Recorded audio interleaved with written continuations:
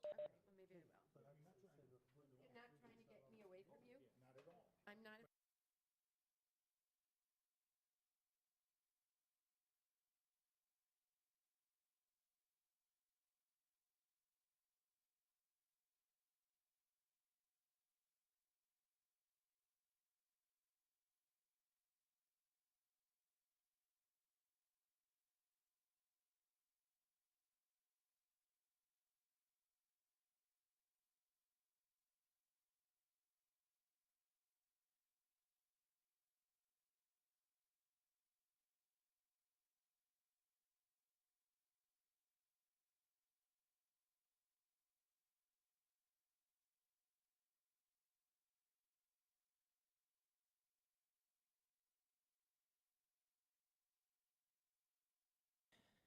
It is 6 o'clock. We'll get started. Just wanted to welcome those in attendance, those that are remote. I am Matt Mamalenti. I am the chair of the committee of the ARPA, which is the American Rescue Plan Act Committee. If we could, before we start, if we could place all our electronic devices on mute, and could we stand for the Pledge of Allegiance, please? I pledge allegiance to the flag of the United States of America and to the republic for which it stands, one nation, under God, indivisible, with liberty and justice for all.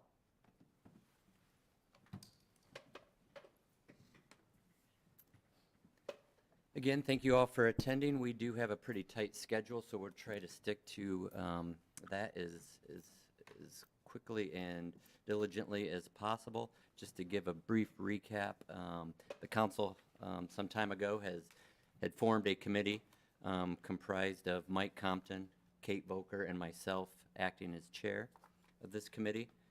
The federal government had awarded the city of Mishawaka amount of monies that the council thought that we could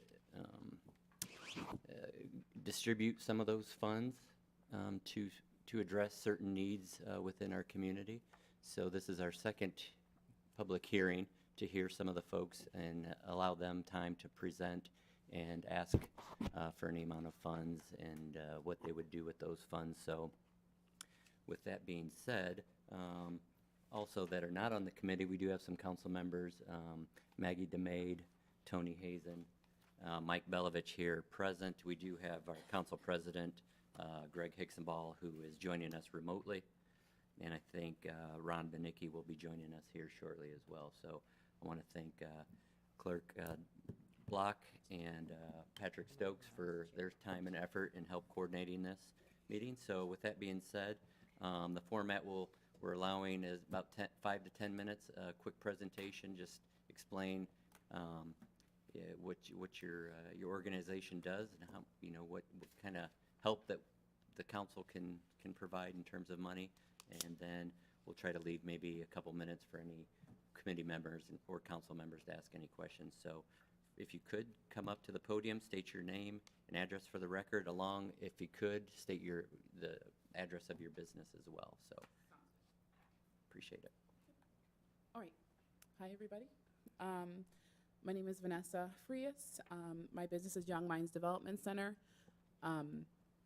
The address of the business is 1026 Dodge Avenue, Mishawaka, 46544. So I didn't get a little tutorial on this, so I hope it works the way everyone else's computer works. So because I have 5 to 10 minutes, I'm not gonna run through this as quick as I can. So let's see here. So this was me probably about 5 years ago. Young Minds Development Center has been around since 2015. I'll give you a little bit about our history. In 2015, I came to you guys asking for a variance. You guys granted me that variance. This building that I have was owned by the Salvation Army at one point. And I was a teacher for about 5 years before that, and I said, I want to do something for our younger kids. And so I opened up Young Minds Development Center. And doing that, It was quite the struggle at first, but I have an older brother that helped me out. His name is David, and he does a lot of work for Mishawaka as far as tearing down buildings and different things. But he was able to help me kind of get all this started. He helped me with a lot of the demolition that was inside and outside the building. We did most of it on our own, besides like painting and things of that sort. We had some other people come in and help us. So that's the article from back then when they did this.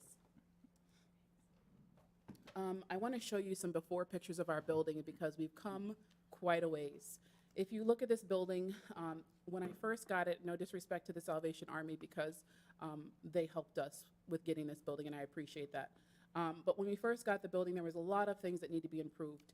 If you look at the first picture, you'll see there was paint chipping. We took out all the ceiling tiles because they were old.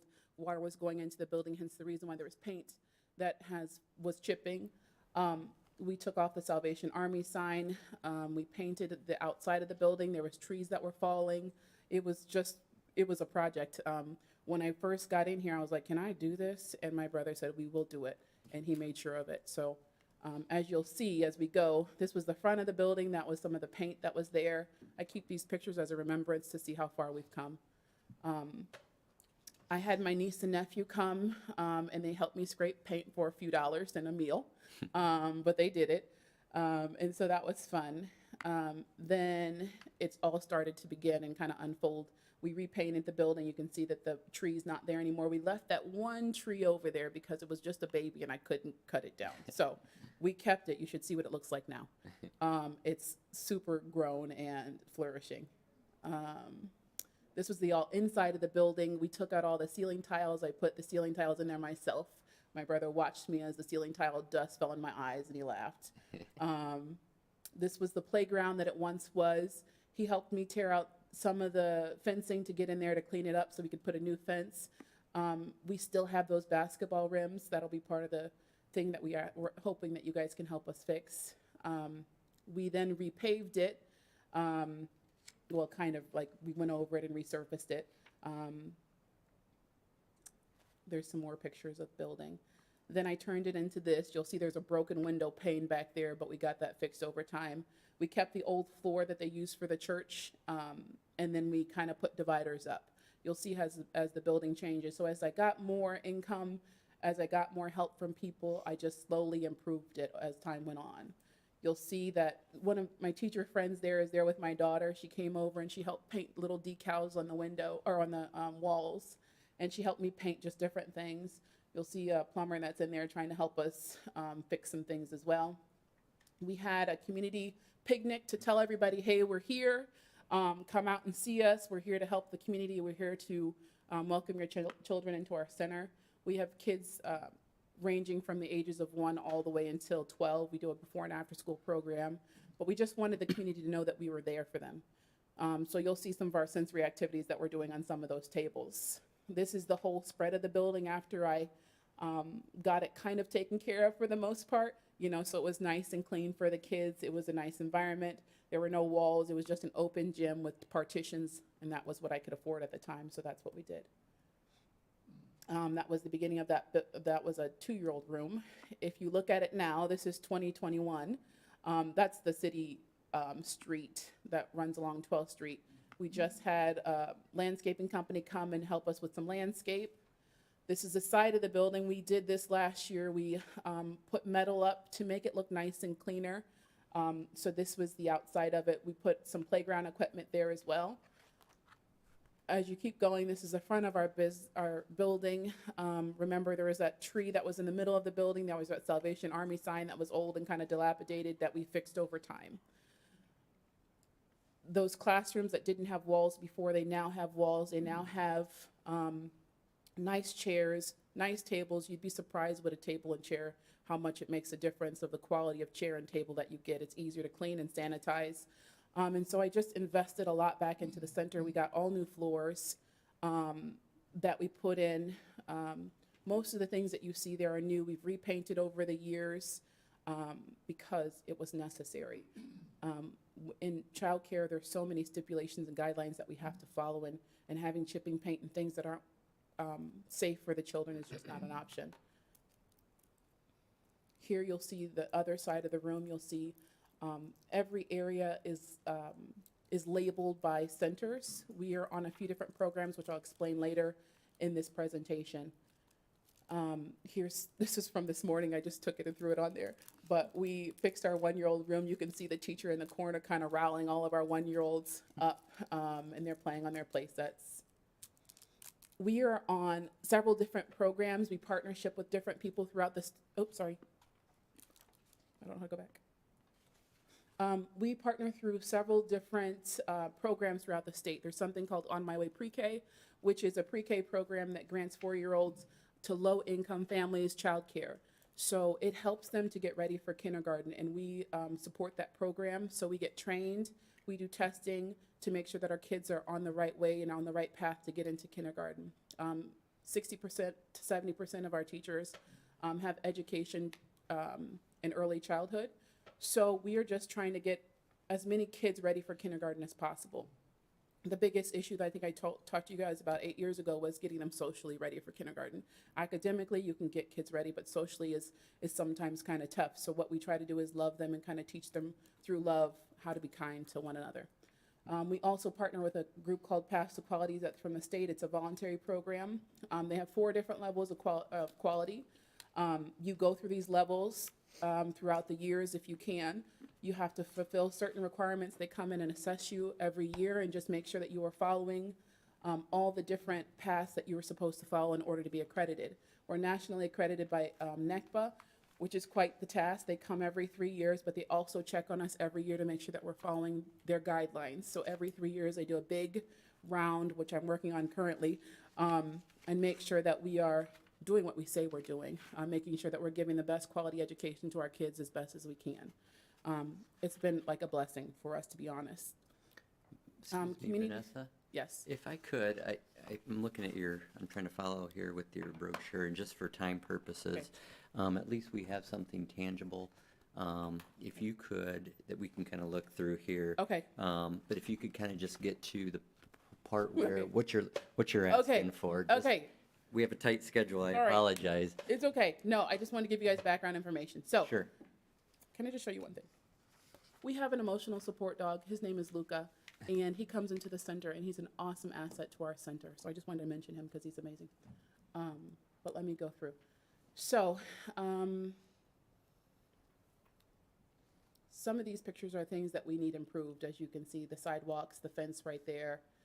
Okay, so how much we're requesting. I had a hard time doing this because I'm like, how much is too much? How much is not enough?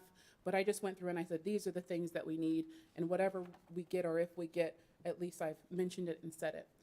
So I put how much we're requesting. I put $266,000.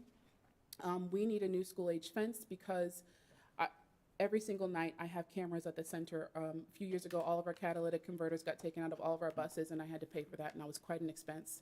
And so now I have cameras that as soon as you walk on the property, it wakes me up throughout the night. We have 2 cats that get on my nerves every single night because they go through the parking lot, but I wake up anyway to make sure no one's stealing things. Sure. I asked parking lot, we need it redone, so I asked for $35,000 for that to redo the whole parking lot. Our roof is from 1972, and it leaks, and I've patched it up, and it needs to be new.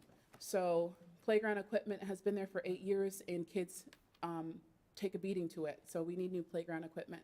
Sidewalks are unsafe because they're uneven. So I put $20,000 for new sidewalks. We have a huge water bill at the end of the month, and I think if we had new sinks with water saving capabilities, I think that would be awesome. A fence and a gate so that people just can't walk through. And we have playground resurfacing because we pay a lot in mulch and remulching and remulching.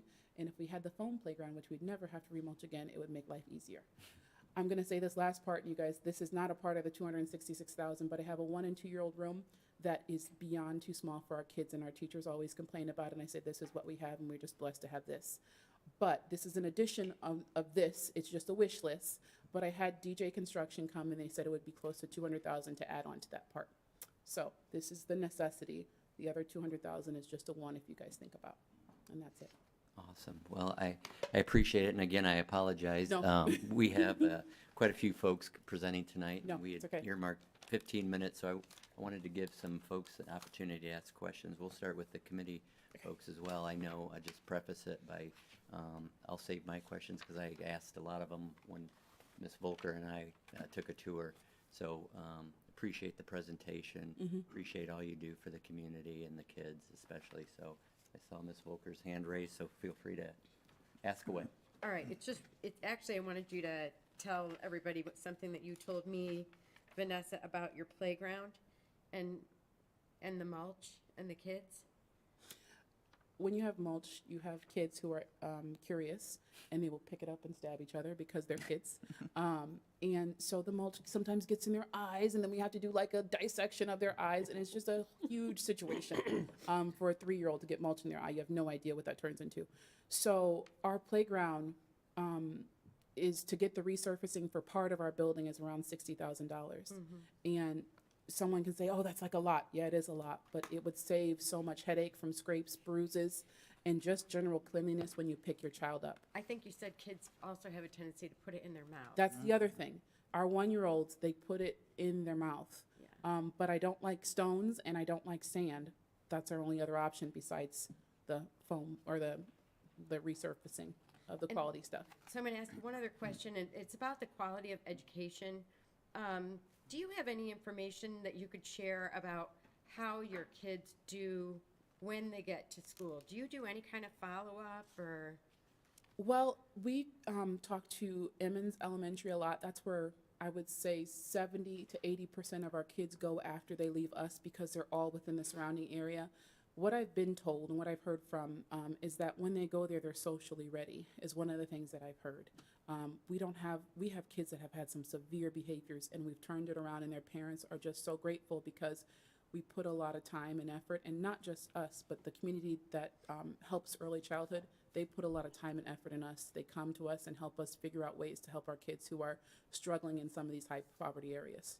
And how many kids do you serve? We serve 82. And you said you told Mr. Mamalenti and me, they're all within about a mile? Yes, they're all within a mile. I did have some kids, one kid from Elkhart and one kid from the other side of Granger, and she brought her there because they had been there, and she just didn't want to move them. Okay. So, Well, thank you. Thanks for your presentation. thanks. Thank There you. might be more questions. Wait. Oh, Mr. Compton, do you have any questions? You answered my question. You get funding from a couple different resources. yeah, we do. And that was, so people pay to have their children there, and then you get outside funding, and they pay on a graduated level, depending on income, things like that? Yeah, so there's a poverty line that you must reach for CCDF vouchers, which come from the state of Indiana. If you reach that level, which is pretty low,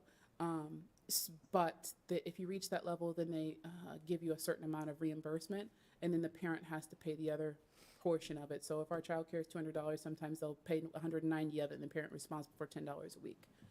Also, our food program, they reimburse a certain percentage of our meals too, but you have to fill out paperwork and go through their process as well. So, Thank you. you're And welcome. if I could add one comment regarding your food during the tour, I mean, it is very healthy. It looked Very, delicious. I don't eat vegetables, but I thought about eating them. But they are very high in nutrition Yeah. and very well thought out, so I appreciate that. Yeah. And due to purpose of time, I just had one quick question, and feel free if you want to think about it and send us an email Sure. post. I'm looking at the slide with your needs, and I appreciate it, and it really puts a visual aspect to it and helps me. If you could just rank those, I think it would help me as well. If Sure. you could, number of importance, et cetera, that would kind of Okay. help me anyways. I would say that fence is the bane of my existence. If I had a fence to stop people from coming in, that would be number one. That's the fence and gate addition. Yes. Number 2 would be the new roof. Well, yeah, that's a necessity. Number 3 would be the playground resurfacing. Number 4 would be the parking lot. Number 5 would be the playground equipment. Number 6 would be the sidewalks, and number 7 would be the new sink. And number 8 would be the addition onto the building for our 1 and 2-year-olds. Mr. Mamalenti. Yes, thank you. Yes, Mr. Compton. The sidewalks, are these city sidewalks? There. Thank you. In case I forget, I think we do have a partnership. got 50-50. Mr. Prince can attest to this. I think we do have a 50-50 funding. The city will pay half and the resident or business. Thank I you. don't think that pertains to Yeah. businesses. Business. That It's was, just- that was the issue. Okay, all right. Yeah, That's what my question was. Vanessa, can Yes, you still Mr. Mayor. email those priorities to, I can do that. thank you. Yep. Mr. Ms. Frias, good evening. One quick question. This is a year-round program, It is, and so the children are there every day. every day? Yeah, except for, major holidays. and Right. Vacations that we have. Great, thank you. Playground research. All right. Well, again, thank you very much for your time that you put into this, the presentation, and all that you've done, so thank you. Thanks. Yes? Okay. Mayor? No? All right. Thank you.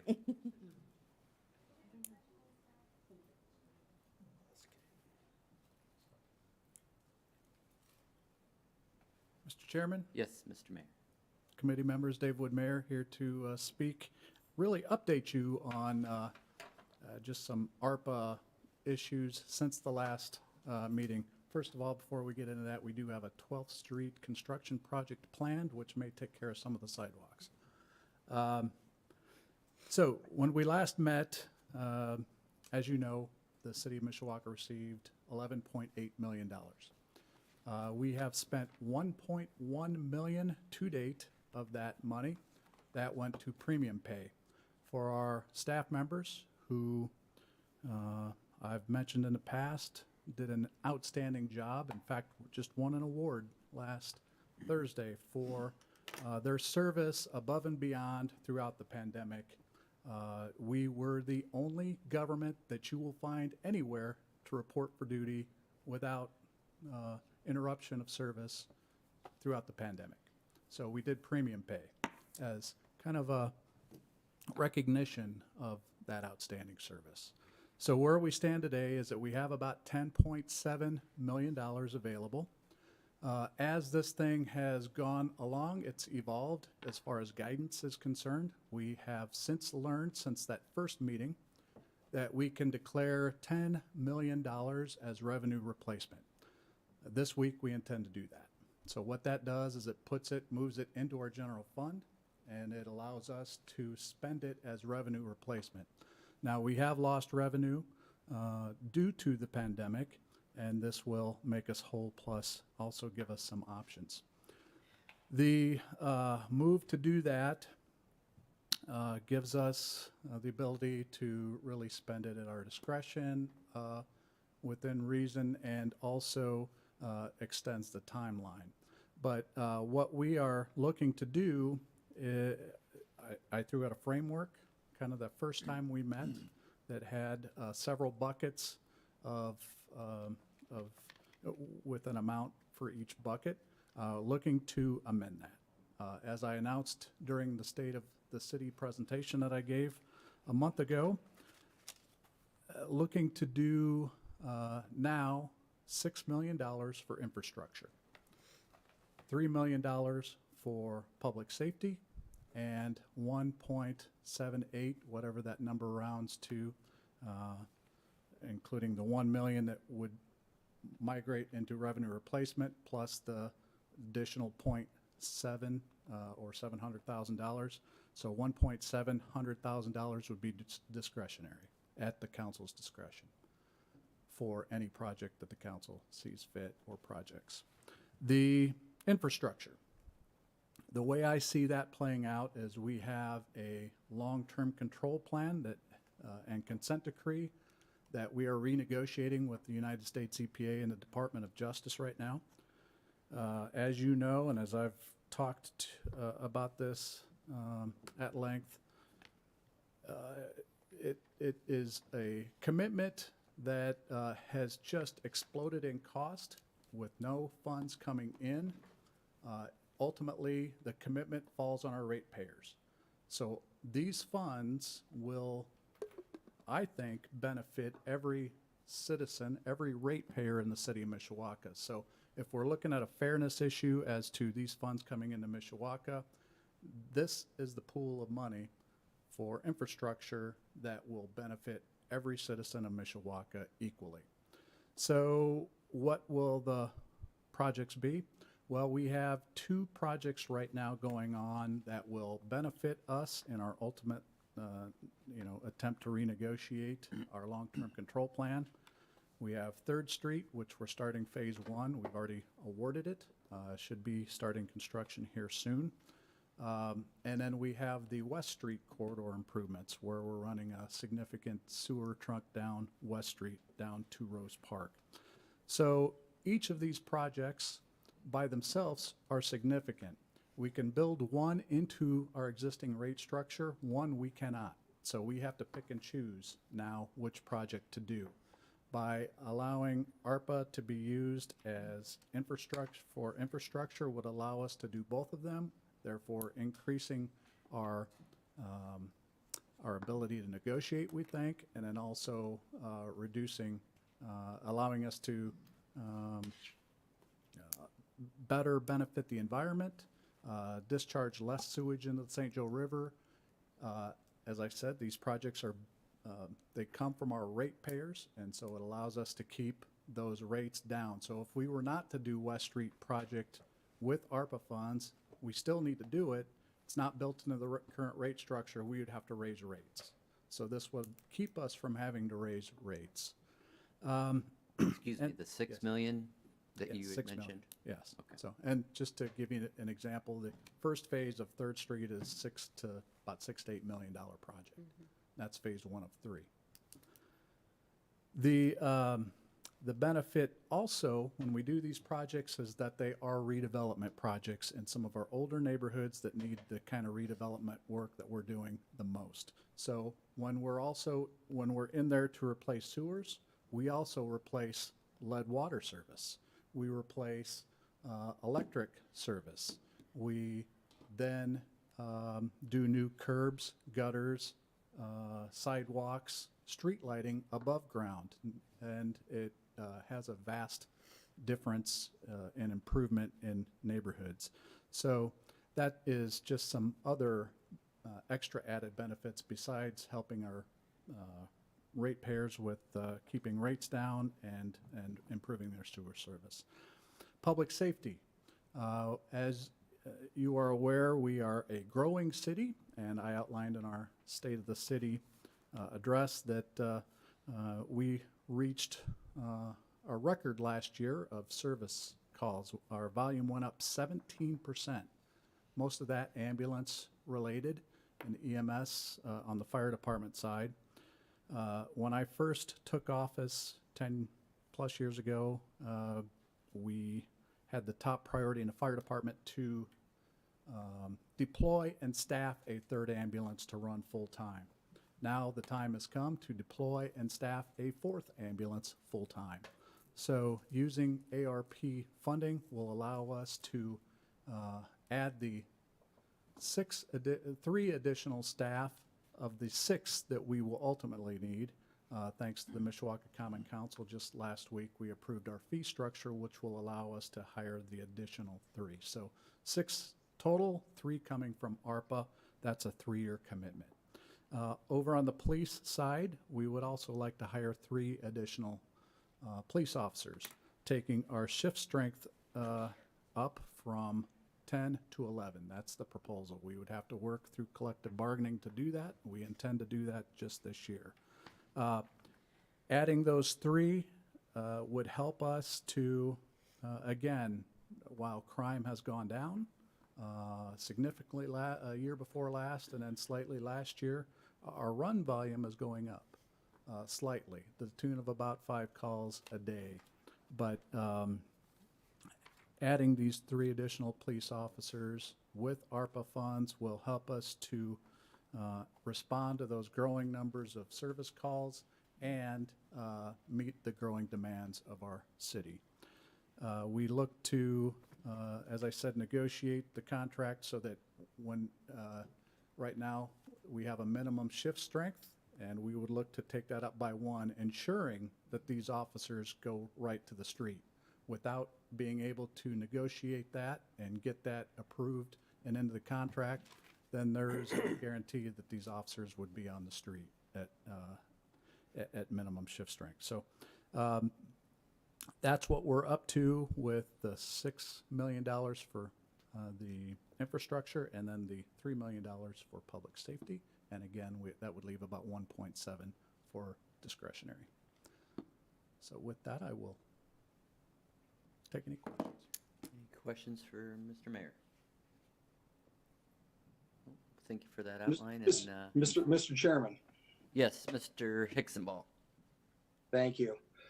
Mr. Mayor, good evening. Sorry that I can't be with you there this evening. I am feeling a little bit under the weather, but I appreciate the information that you shared.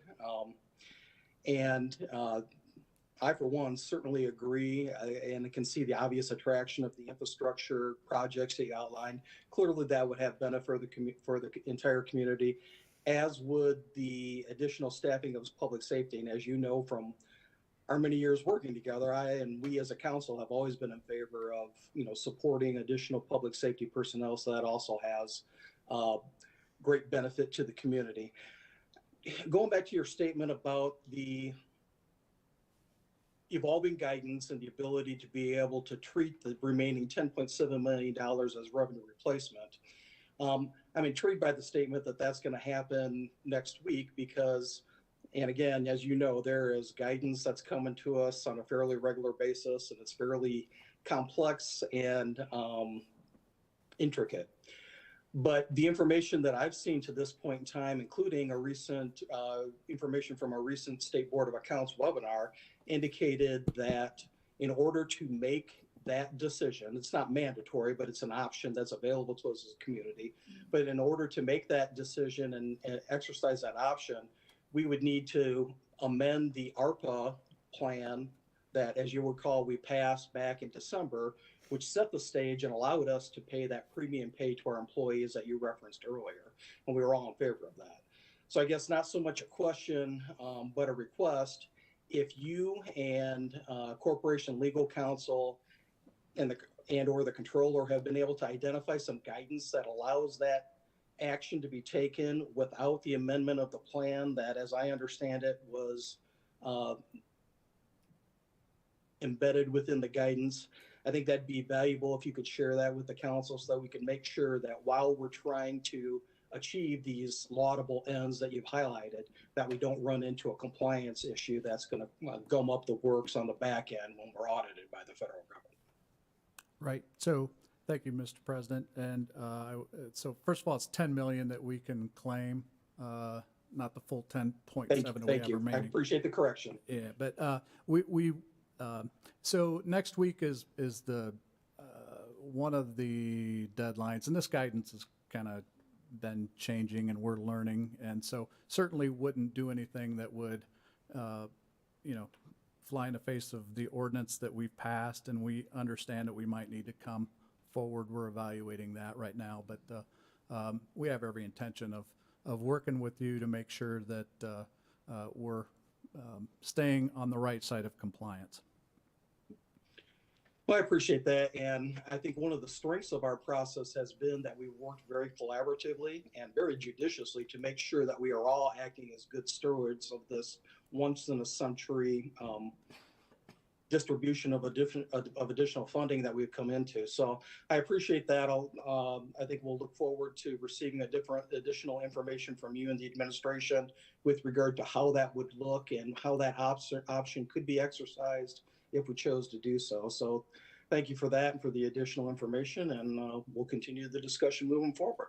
Yes, absolutely, and thank you. And again, this is just a recommendation coming from me. This is, we think that it would be good to check the box to do the $10 million revenue replacement, just for no other reason that it gives us a lot more leeway. We can always discuss and have conversations about how best to deal with that, but again, what I've outlined here tonight is my recommendation now, knowing what we know, and then going forward. Well, I appreciate those comments, and I'm sure we all appreciate the recommendation, so thank you. Yes. Thank you, Mr. Mayor. Appreciate that. And if I could just quickly add, quickly add to the folks here in the chambers and that are listening online. The committee at this point has not determined any amount that we are willing or offering or distributing, nor have we agreed or settled on any amount per individual or organization. So this is just more of an informative meeting that we're listening to the needs that, of some organizations that feel that they could receive some help with these funds and provide a pretty quick, substantial improvement into the community. So with that being said, I do apologize for the folks that are up next, and we will not short you of any time. So without further ado, if you could come and state your name and address for the record, and also the name and address of the organization. Laura Jensen, I'm the president and CEO of United Way of St. Joseph County, 3517 East Jefferson Boulevard, 46615. And my name is Jacqueline Kronk. Forgive me for my voice. I lost it at a baseball tournament this weekend. The Boys and Girls Club, 502 East Sample Street in South Bend is our headquarters. Thank you. And just to remind you, I'm not sure where you stepped in on the meeting portion of it. We're just asking if we could have the presentation be 5 to 10 minutes long. That gives 5 minutes for the committee and other council members to ask any questions if you could.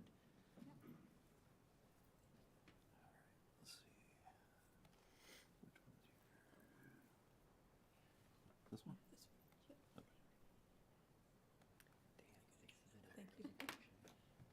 All right, well, thank you. We'll keep this quick. So we have officially named our initiative One Roof St. Joe County.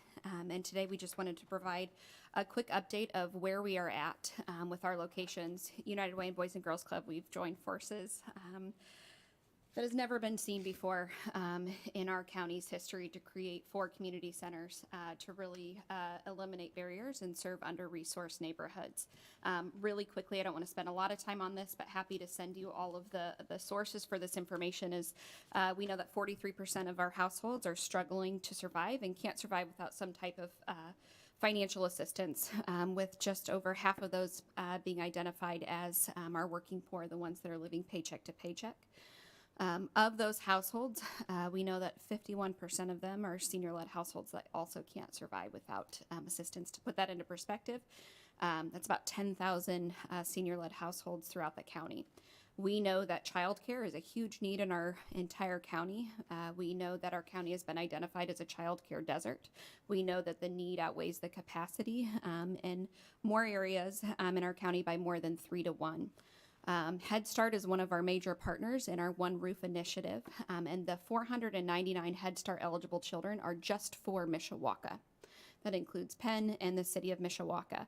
She currently has 60 slots available between Penn and school city of Mishawaka, and 748 infant toddler children that are identified to receive Head Start funding, but has no slots available in the city of Mishawaka or within Penn.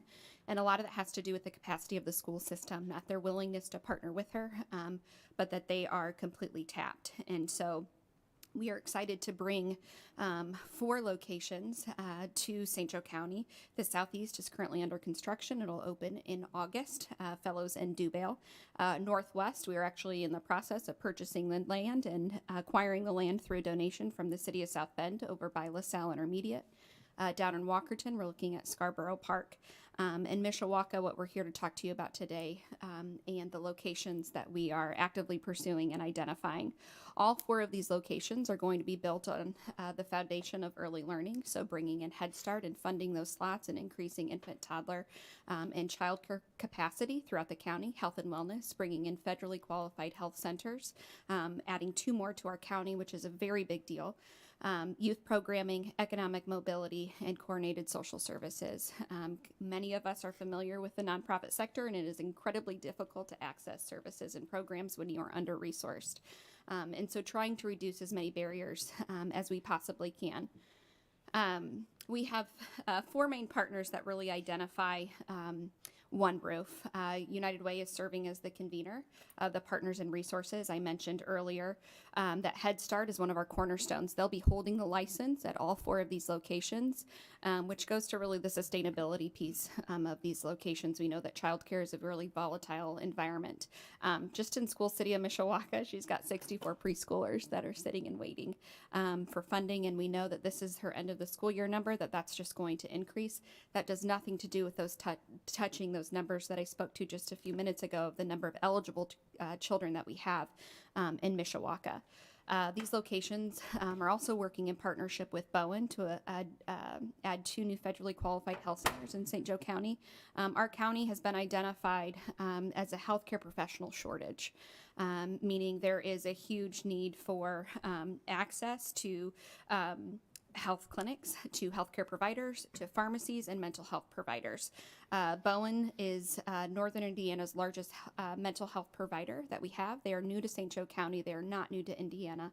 They have been incredibly successful in other parts of the state, and we're really excited to bring them. And then, Jacqueline, I'll let you speak to Boys and Girls Club.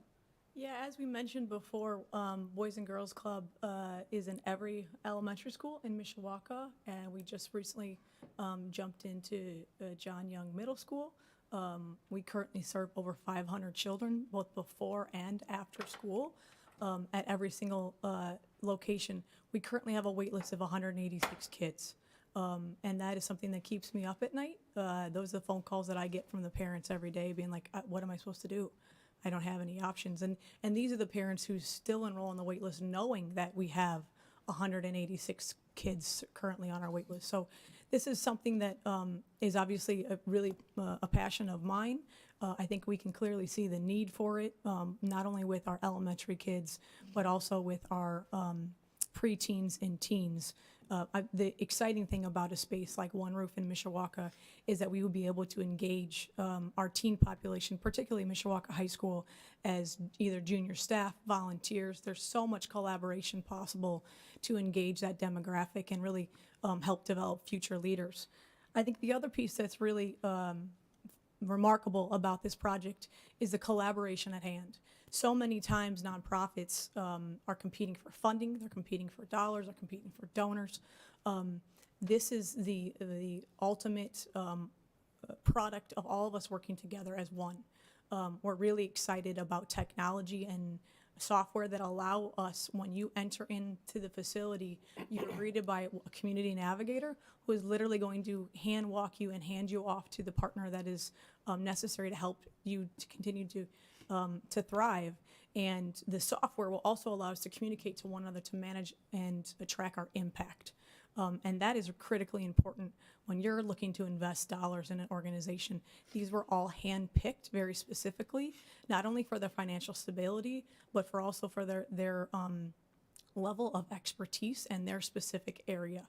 And for us, it was really important that we bring together these partners who can, again, work together to create a community that hits 0 to 18, and then have a multi-generational space with real services and goodwill, and it is all-encompassing. So we're really excited about the scale and the scope, and I know we talked to you before about the number of partners involved, but just wanted to highlight it again because it is what makes this project really unique. You're not just investing in the Boys and Girls Club or United Way, you're investing in all the partners that you see there. We get asked all the time, what does this look like? In person, this is the rendering of the southeast. They just started the brick a couple weeks ago. Again, it'll be open in August. It's just under 19,000 square feet. It's about a $6.8 million building. You can see how it all fits together. A lot of time went into how does it look and feel and operate as one building, while also maintain the security necessary for having children and having a pharmacy and having a clinic, while also inviting the community in at all hours of the day. And we hope to replicate it. What does that look like in Mishawaka? We currently have a purchase agreement put together. We haven't handed it to the Hebrew Day School right now. This is just a quick schematic. We're working with Arcos Design, located in Mishawaka, to come up with what does it look like to add a 36,000 square foot facility. It's significantly larger than the Southeast, and that is because of the addition of a gym as well as the Boys and Girls Club location. How does it fit on the lot? How does it look in the neighborhood? What's interesting about Hebrew Day School, when you look at the average household income, it's $48,000. The average house value is just over 100,000. This is who we're wanting to serve in one roof. It's right in the heart of it. What's on the table is another offer for them, and so it's not something that we can put all of our eggs into that basket. As much as we love, the location, we are very aware that they're entertaining multiple offers. We've looked at the existing city hall. What does that look like? Again, the footprint would be almost identical. What's challenging about the city hall location is it's half the size, lot-wise, of the Hebrew Day School. It's not off the table. It means Arcos is going to have to get really creative in terms of where do we put Jacqueline and our social services going up to make sure that if this is something that we were able to pursue in partnership with the city, that we still maintained, the different variances for being in a residential area as well as the rezoning. I'm going to let Jacqueline talk to our other two that we're talking about. Yeah, and I want to preface this conversation. We had a great meeting with Mayor Wood and Mr. Prince earlier last week, and are really grateful of their willingness to collaborate and brainstorm with us. Follow-up from that meeting will be a meeting with Mr. Prince and Arcos to really map out and get in the weeds with trying to determine what site might be best for the city of Mishawaka. So we're really grateful for that meeting and that dialogue, because I think it's going to allow us to make some informed decisions about what is best for the constituents we're all trying to serve. The Troyer building is certainly on the table. This is a building that we've been looking at since we facilitated e-learning back in the beginning of COVID. It currently obviously sits empty. With the city's intent to develop and tear down the Dodge facility behind it is something that is intriguing to us and something that we're going to have to take a good hard look at. We are still waiting to see if the environmental study comes back and it is an appropriate place for us to serve children. So that is it's certainly on the table. It has the building itself has a great foundation. There's plenty of room to expand and put a gym there. The mayor shared with us his intent about the construction and the roads and the plan, the overall. I think for that building alone, it's going to be the timing and how quickly can we move on a building like that and complement what the city's trying to do with that facility. But it certainly is intriguing. It is not far from Hebrew Day School. It's still central in Mishawaka. So certainly a opportunity for us to continue to explore. And then we've got our dear friends here from the Youth Service Bureau who have a great initiative that we also believe I'm in. sorry, not to interrupt. I just want to make sure that you're able to present the most important part because we're running out of time. Sure. One slide left? One slide. I'm sure it's the one that we've been waiting for. Well, just again, saying Youth Service Bureau, they've got their great project, and they're potentially looking at whether or not we could fit with their footprint as well. It is outside the city limits, and our preference would be to be in the city, but that's certainly something that if it aligns with what they're trying to achieve, that we could explore as well. So again, when we last met, we have a bold goal of $42 million by 2024. You can see here we've raised $14 million.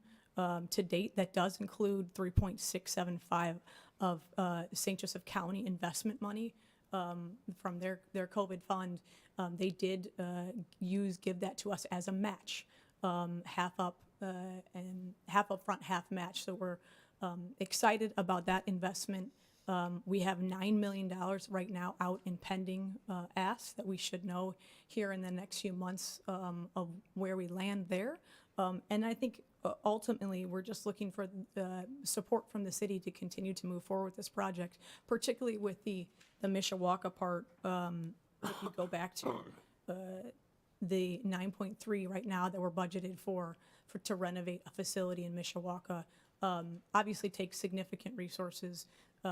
We're really, really pleased again with our meeting with the mayor to not only take advantage of some of the infrastructure improvements that we could, but also to try to take advantage of some of these ARP funding. The biggest thing that for us right now is that our kids are our future. And a location like this, One Roof, not only allows us to address the needs of childcare, of elementary school, of the teenagers and the preteen, but it also allows us to address the entire family nucleus, all in one location. And for us to see that transformational change that we want to see, the funding like this is necessary, and investment like this is necessary in Mishawaka. We originally had talked about a request of $4 million from the city. Clearly from the mayor's plan, there's not going to be that amount of allocation possible. So for us, it's understanding the scale and size and what the council would respectfully feel is appropriate for the project of our size and scale. Awesome. Well, thank you very much, and thank you for putting together your presentation and coming here this evening and kind of shifting times a little bit, so I appreciate your patience. Any questions from the committee? Yes, Ms. Volker. Thank you. Hi, thanks for the presentation, and for coming again and updating us. And I'm really glad to see that you have more specifics than you did when you were here the last time. My question is a question that you may not be able to answer, but it would be helpful as we're evaluating our next steps. Is you mentioned that there's a possibility that you would collaborate with Youth Service Bureau. If that were the case, what would that change? How would that change your request? How would it change the footprint? And maybe this is a question for Youth Service Bureau. So in terms of a financial, it's going to be, we're looking at from $200 a square foot to $300 a square foot for a new build. So it adds significantly to the cost. On top of that, we would be adding a clinic to that footprint, where in Mishawaka we have HealthLink, which is just over on 3rd Street. So it would have their telehealth and a provider available to be able to see and treat patients. So it would expand the footprint and the cost of the building significantly. So from 200 square feet to $300 per square foot to $300 per square, if you were going to collaborate with Youth Service Bureau. Okay, thanks. Thank you. Any further questions from the committee? Yes, Mr. Compton. Yes, I just have one, thank you. If we were to, it looks like you have multiple needs. You could use money now for Head Start programs in schools, but you're also fundraising for a building in Mishawaka. So my question is if we were to give you ARPA funds, could you put them together, or could you put them to work relatively immediately in Mishawaka, or would they be held for fundraising for a future project? So the great thing about the county money is that it's not specific to a location. It's to address bringing 4 centers through the county. The Southeast is done and fundraised for. The timing of the locations of when things would come on funding would become available. And so if we would receive funding from Mishawaka, then we would shift that county funding to support the build of a Mishawaka location. So really, it's just a timing. It would allow us to expedite Mishawaka. But irregardless of a building location, you would be able to put this to use for people in need in Mishawaka relatively quickly. I think what Mr. Compton is asking, Mike,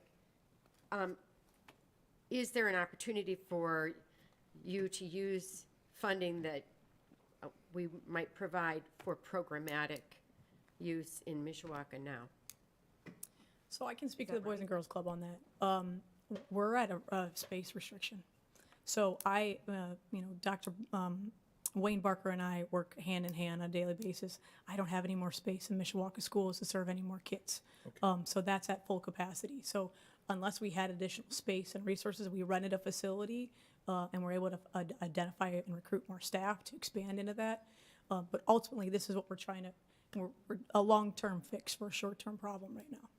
Okay. Thank you. You answered my question. Thank you. Any questions from the rest of the council? Mr. Hicksonball, anyone remotely? So I guess the answer is no. Well, thank you again for your time. Thank you.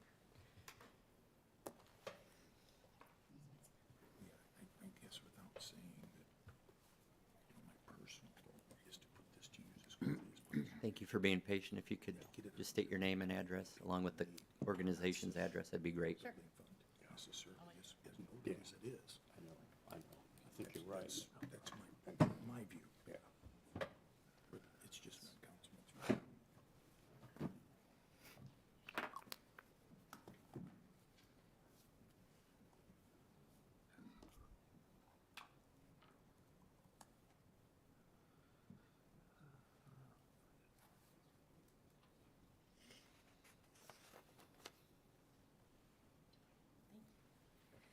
Okay, good evening. Christina McGovern, Youth Service Bureau, St. Joseph County. Jennifer Pickering, Youth Service Bureau, St. Joseph County. The agency address is 2222 Lincoln Way West in Mishawaka. South Bend. I was looking at the Mishawaka. We're in South Bend. So thank you very much for your time. I will just briefly recap a little bit of the information that I shared with the full council back in September, which is quite a while ago. So just to recap YSB's mission and the work that we do, we're focused on youth ages 12 to 24. These are young people who have experienced homelessness, poverty, abuse, neglect. And this is our 50th anniversary this year. So for 50 years, we have done work out of 3 very old buildings. And we have helped all these young people to escape trauma, find immediate safety, and really have an opportunity to write a new life story. So, approximately 30% of the young people that we serve through YSB come from the city of Mishawaka. These are local students, these are young mothers and children, these are young people who spent time in the foster care system. These are a 16-year-old girl who's been kicked out of the house and disclosing she's pregnant. So we provide an immediate place to go for all of these young people.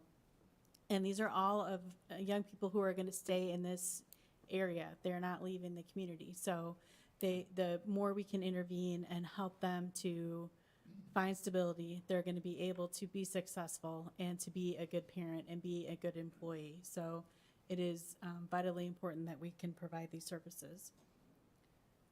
So this is the project that we were talking about earlier. So this is a rendering of the new building.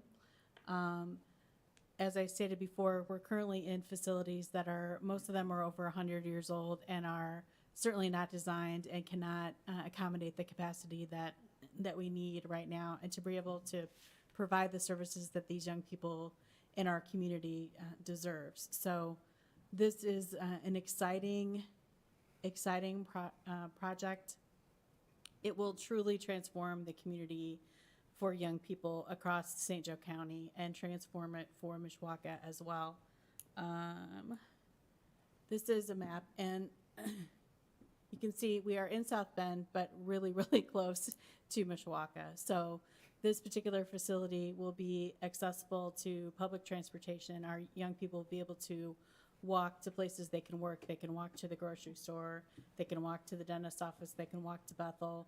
It's on the bus line. We're very close, like I said, to Mishawaka, and certainly I imagine that will increase the number of youth that we'll be able to serve. Since we've last presented to you, we have secured, combined $5 million for the project. Since that was last year, we've had an additional $160,000 come through from individuals. And then the St. Joseph County committed $750,000 for the project. $375,000 of that is contingent upon a match. So that is the number that we're looking for from the city of Mishawaka to match that money from the county. Again, this is a shovel-ready transformational project for the community. Will certainly answer any questions, but if it's okay with the council, I'd like to invite Mr. Garatoni to say just a couple words about the project and the great thing about it. Sure.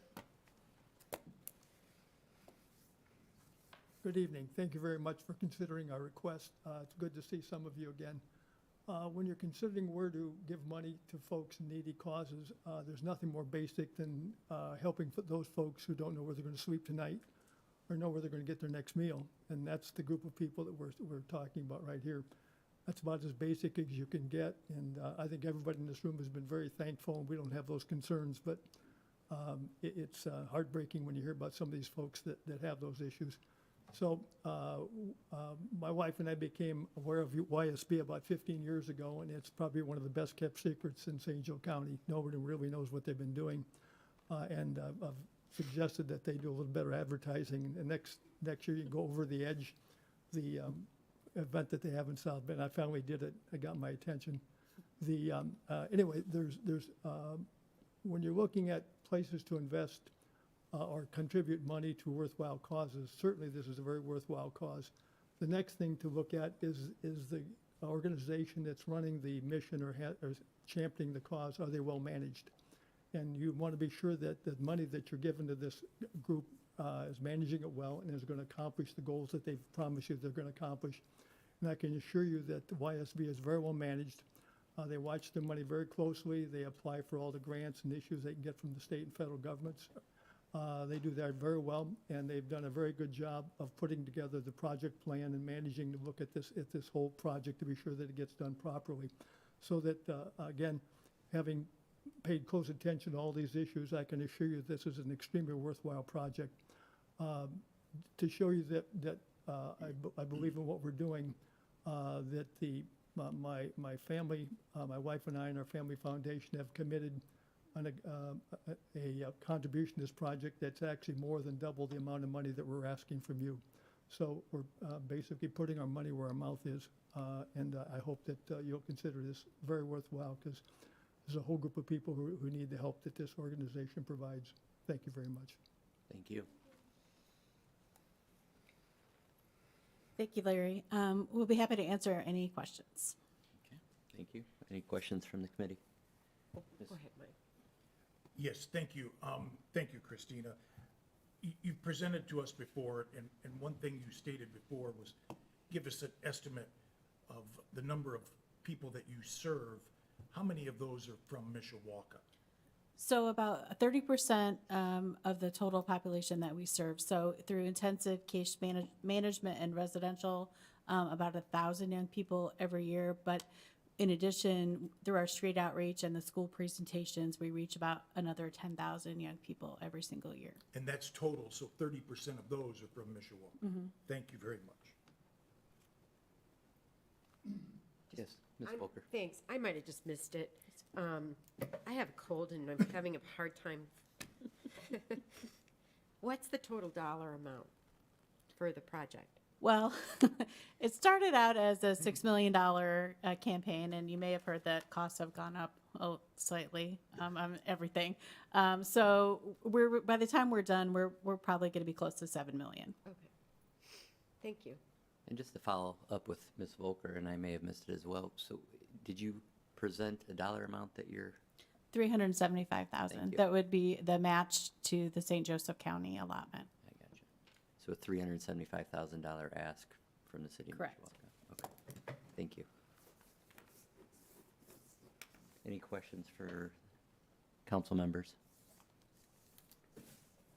Any questions from council members participating remotely? All right, well, thank you very much. Thank you for Appreciate the it. Thank you. Mhm.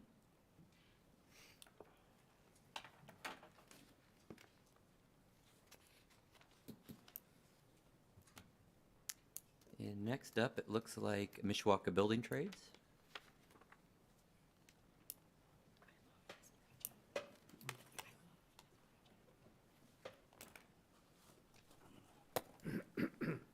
My name is Chris Elmrick with Mishawaka High School, taking Ben Modlin's place, so excuse me for me being a little maybe jittery for public speaking. You'll do just fine.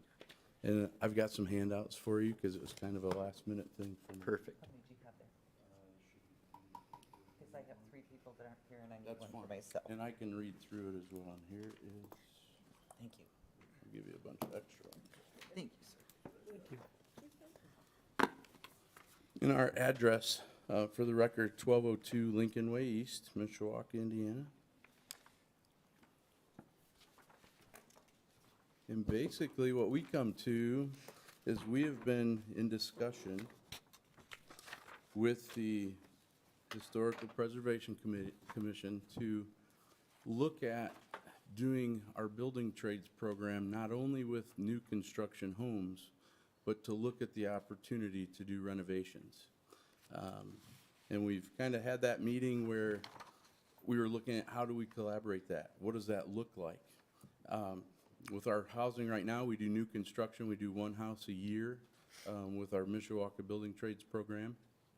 And what we would like to do is start to even act to be able to give real-life situation for these kids, even more so than just new construction, because our city's getting older. There's other houses and a lot of things that are being turned into rentals and things like that. And as we look more into it, there's kind of the area of the Southwest was brought up, Southwest Corridor, where, you know, a lot of these houses are becoming dilapidated and there's a lot of rentals where we could possibly partner with the city and with preservation to go in and purchase some of these homes and turn them back into single-family homes. And that's pretty much what we're looking at, is how do we do that? Right now, our organization at Mishawaka Building Trades, Inc., which is our nonprofit, we build one house a year, and the idea is to continue to turn those funds for each year to be able to provide scholarships and things for our students. We're looking at wanting to get into doing a little bit more of Skills USA, which is a nationwide building trades competition, and that takes funds.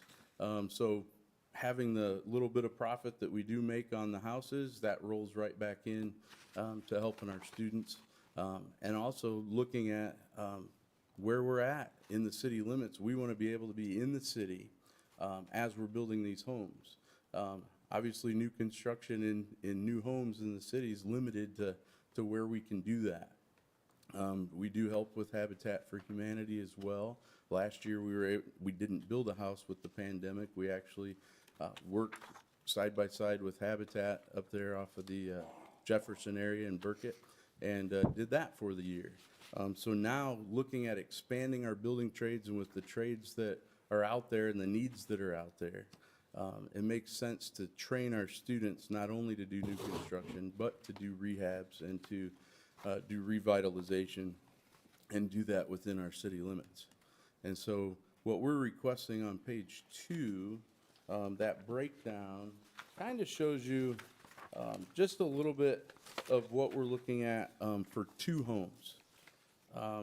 We've been partnering and looking at options with the city of Mishawaka, and we're looking at acquiring a house on 324 East Mishawaka Avenue, right next to the old Burns Rental building, which would be a rehab for us. And it, of course, faces the park and would be a beautiful location to, and that house did have 3 apartments in it, so turning that back into a single-family home would be huge. What I'm looking at mainly is not to use any funds that could possibly come to us to use just on that house. What I would like to see happen is to go into the Southwest Corridor and purchase 2 or 3 homes, and then start working on those and be able to create this to be just as sustainable as what the new construction side of our organization is doing. We want to be able to just have some type of seed money to go in, so that then we can just continue to turn that just as we do with the new construction and have a rehab side. And then we're also working with the city to find an outside location to create a shop where the students would actually come and do a time clock every morning. And then we sit down and say, okay, are we working in the shop on a rain day? Are we doing a new construction, or are we going to go do a rehab? And make it more like a real life situation of students that are actually out in the trades. And so that's where we're looking at. The total project costs, and like I said, these numbers are based on 2 homes, and they're really 2 homes the size of the house on Mishawaka Avenue, which is a American 4-square, pretty large home. The area we're looking at the Southwest Corridor, I believe we could purchase 3 or 4 homes there, which would give us enough base to become sustainable as we turn those homes back over to our neighbors, you know, in our areas, and be able to put people back in. As we know, the housing is kind of crazy and there's a shortage there too. And so we're looking at how else can we, you know, fit in and be able to help our community, and what better way to use our own Mishawaka students than to do that. Well, thank you very much for your presentation. Thank you for what you do for the school city of Mishawaka. It's one program I wish I would have done in high school. So thank you for all your efforts in that. Regarding 2 of the houses that you were speaking of in the Southwest Corridor, would you purchase those from private owners or the banks, or are they already have been condemned? And we're looking at all of those possibilities. So we have a couple realtors. We have one realtor on our board. She's looking into that area between Logan and downtown and Lincoln Way South. That's what we talked about with the historical preservation, about that area, that would be kind of a neat focus to start with in that area there. So it could be either or. We are looking at, there's not a lot of homes for sale, so it's more of, are there some for rent where we can approach, the people that own them that are having a hard time even renovating those houses, and then trying to see what they would possibly sell those for. I actually have an opportunity right now where a lady has bought 2 of the Habitat properties up off of Jefferson in the neighborhood up there, wanting to build a new house. Her home actually falls in that southwest corridor in the city, and it is pretty dilapidated right now.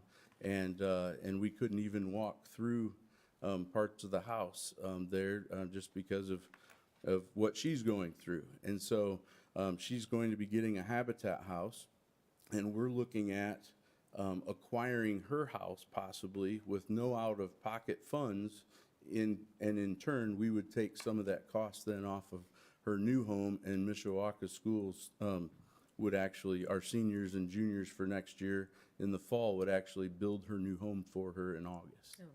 And so it's kind of a rotation. So that one might just kind of fall in with what we're trying to do as well. Very cool. Yes, Mr. Compton. Thank you, Chris. Appreciate you coming here. And Sure. As someone from the trades, I appreciate what you're doing. I appreciate it.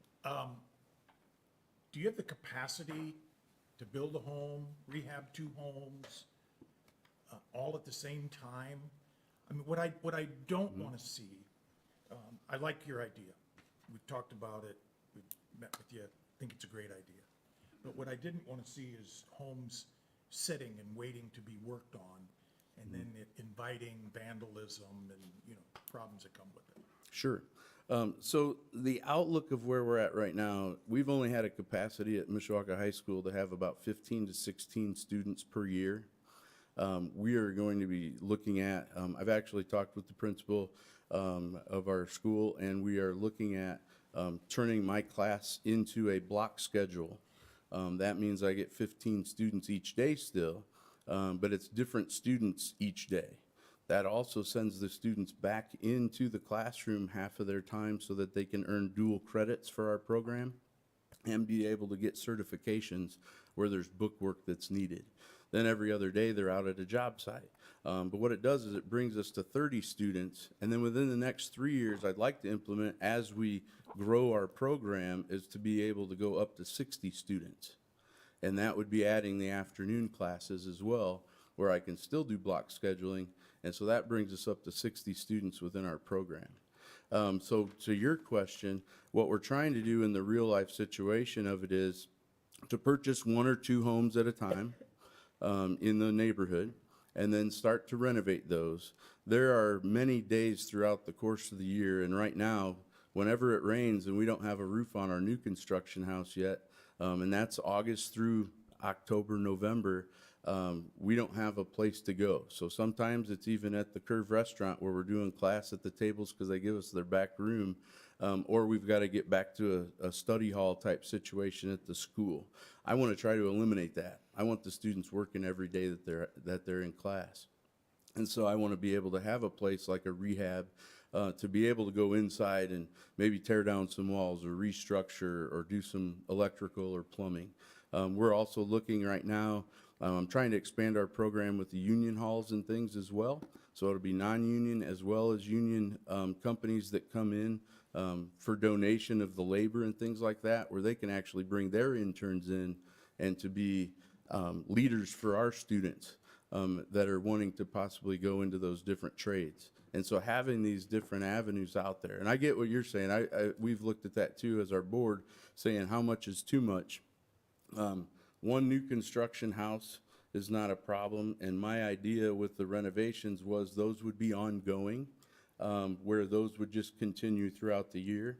The Mishawaka Avenue house that I was talking about, that would be one that would take a little bit longer. We would do the beautification on the outside first, because the idea was not to use any funds that we would get for you on that home, but use the profits off of the first two homes in the areas that historical preservation had talked to us about, so that we're also putting those monies in the right places, using the profits then off of those homes to go into finishing other projects that we might have to continue with that, to build the profits, to build, to buy some more property. Thank you. Just a, thank you. Sure. Thanks, it's good to see you. A follow-up question on the renovated projects. Are they things that would continue throughout the summer as well as the regular school year? Yes, or would they be slowed? we have been in such talks, and I mean, I'm a 1990 graduate of Mishawaka, and I was at South Bend Building Trades for the last 6 years. Moved over this year, and it's been exciting. And I tell you, the reason I came back is because I want us to be the top program. I don't want South Bend to be the top program. I don't care how big they are. But the idea is, how do we expand that?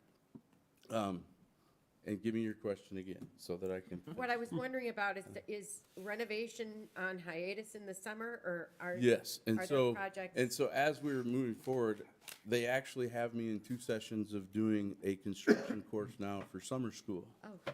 And so the idea there would be to continue on our renovations, because those summer school kids might not be in my building trades program. And so to teach them how to install a dishwasher, or to change out some electrical, some minor things. Some of these homes we purchased might just be mostly cosmetic, where we can turn and flip them pretty easily, and then get them back on the market as quick as we can, so that it helps another possible homeowner, but then also gets us the next purchase and the next home down the street, so that we can continue to rebuild the areas. Thank you very much. Thank you. I have a follow-up question regarding your comment about turning a multi-unit into a single family. Is that your primary initiative, or just if a house becomes available, whether it's a duplex, quadplex, or a single family? I would say we would love to purchase all of the ones that are rentals that are right in the middle of some of our neighborhoods, and I think a lot of the homeowners around there would say the same thing. We would love to find those and seek those out, and with the help of the city, Roger Shields and Ken Prince helping us, hopefully we'll find some of those as well, in the future, because as there's, different things that happen in neighborhoods, yards not cut, and things like that, maybe we find those a little bit easier.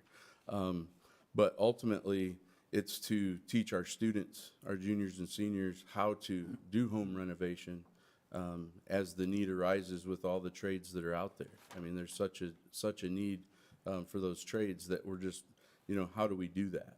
So we would love to turn all those rentals back into single family, but if we can't find one and there's just a single family home that needs to be renovated, we'll take those on as well. Great, thank you. Yes, Mr. Belvich. Thank you, Matt. Chris, Yes, sir. I like this idea of renovating potential homes out in the middle of the city that need some help. But how would you structure that? Let's say when you have good days and you've got juniors and seniors, how do you, a good problem to have, but how do you determine who goes to the renovation and who goes to the initial new construction? Sure. So the nice thing is, with having multiple classes and changing it to block schedule, the nice thing about that is I can regulate that as to where our need is. We have to get the new construction house under roof as quick as we can before winter hits, and usually it's about up to Thanksgiving before we're able to do that, with starting in the middle of August. So that's kind of that portion of it. But the nice thing is, if we're in the middle of a renovation, having different students there each day, I can actually say Monday, Wednesday, Friday, we're at the new construction house because the weather looks great, but it looks like we've got weather on these days. And even if there is nice weather, I could rotate those classes to make sure we hit those needs so that both projects are moving forward. Thank you. And the last question is, how much are you asking for? I had a total of 400 on there. we would love anything from that and down. I mean, we're just looking at some startup funds so that we could purchase at least our first home, and that way we can get the ball rolling on that. Great, thank you. Any questions for any folks online? Mr. Elmer, appreciate it. Thank you all very much. Thank you.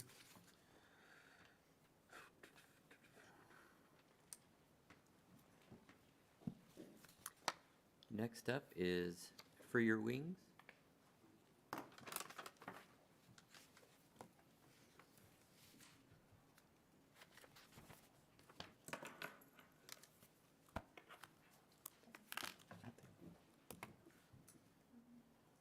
I have 3 that aren't here, and I'll need one for myself as well.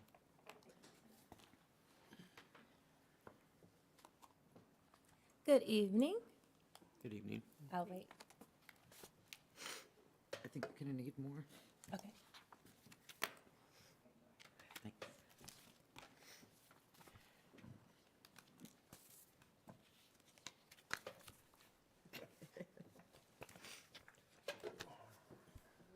Okay, here's more.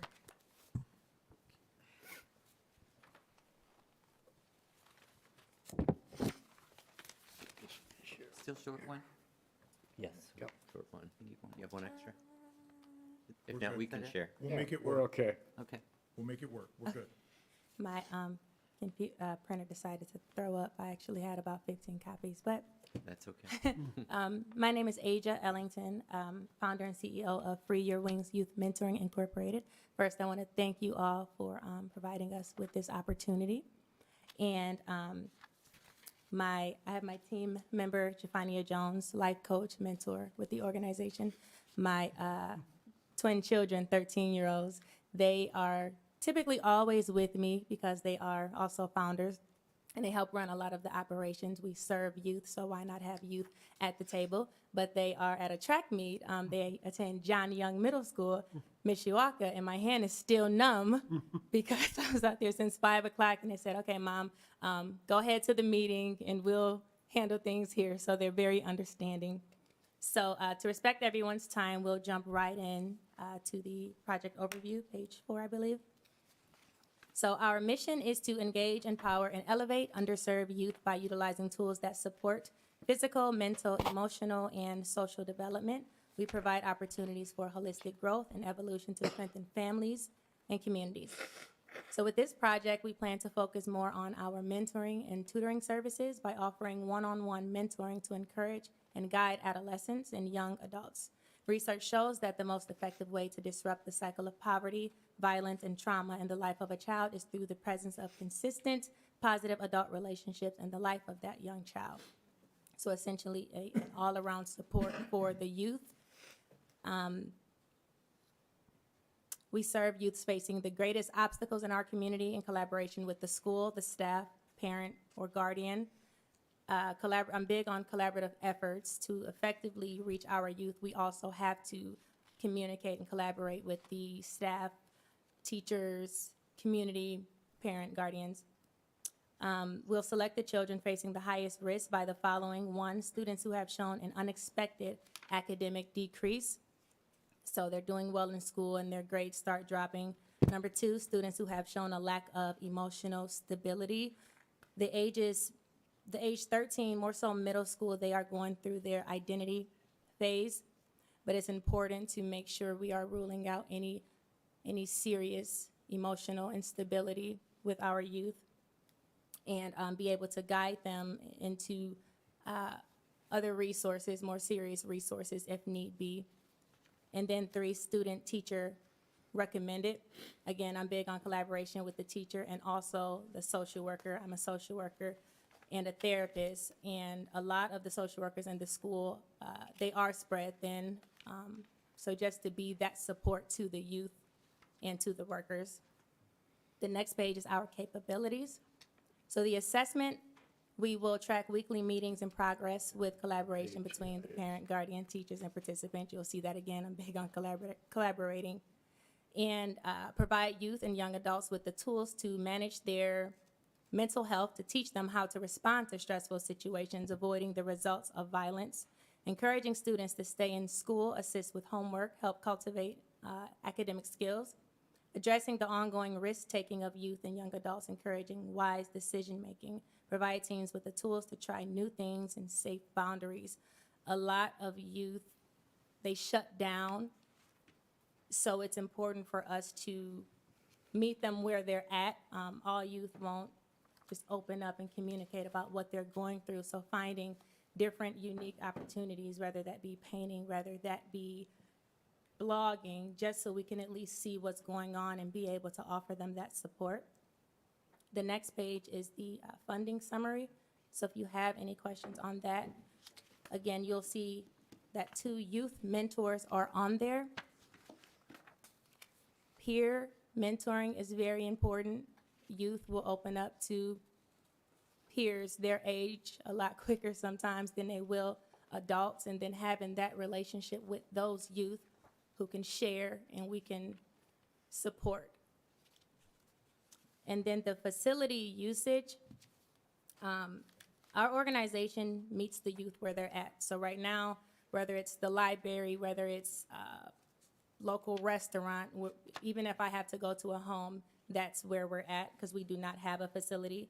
So the facility cost, I estimated like $400 a month for a space, just so if consistency and being able to be in that one space, should that be better for youth looking to get involved with our services.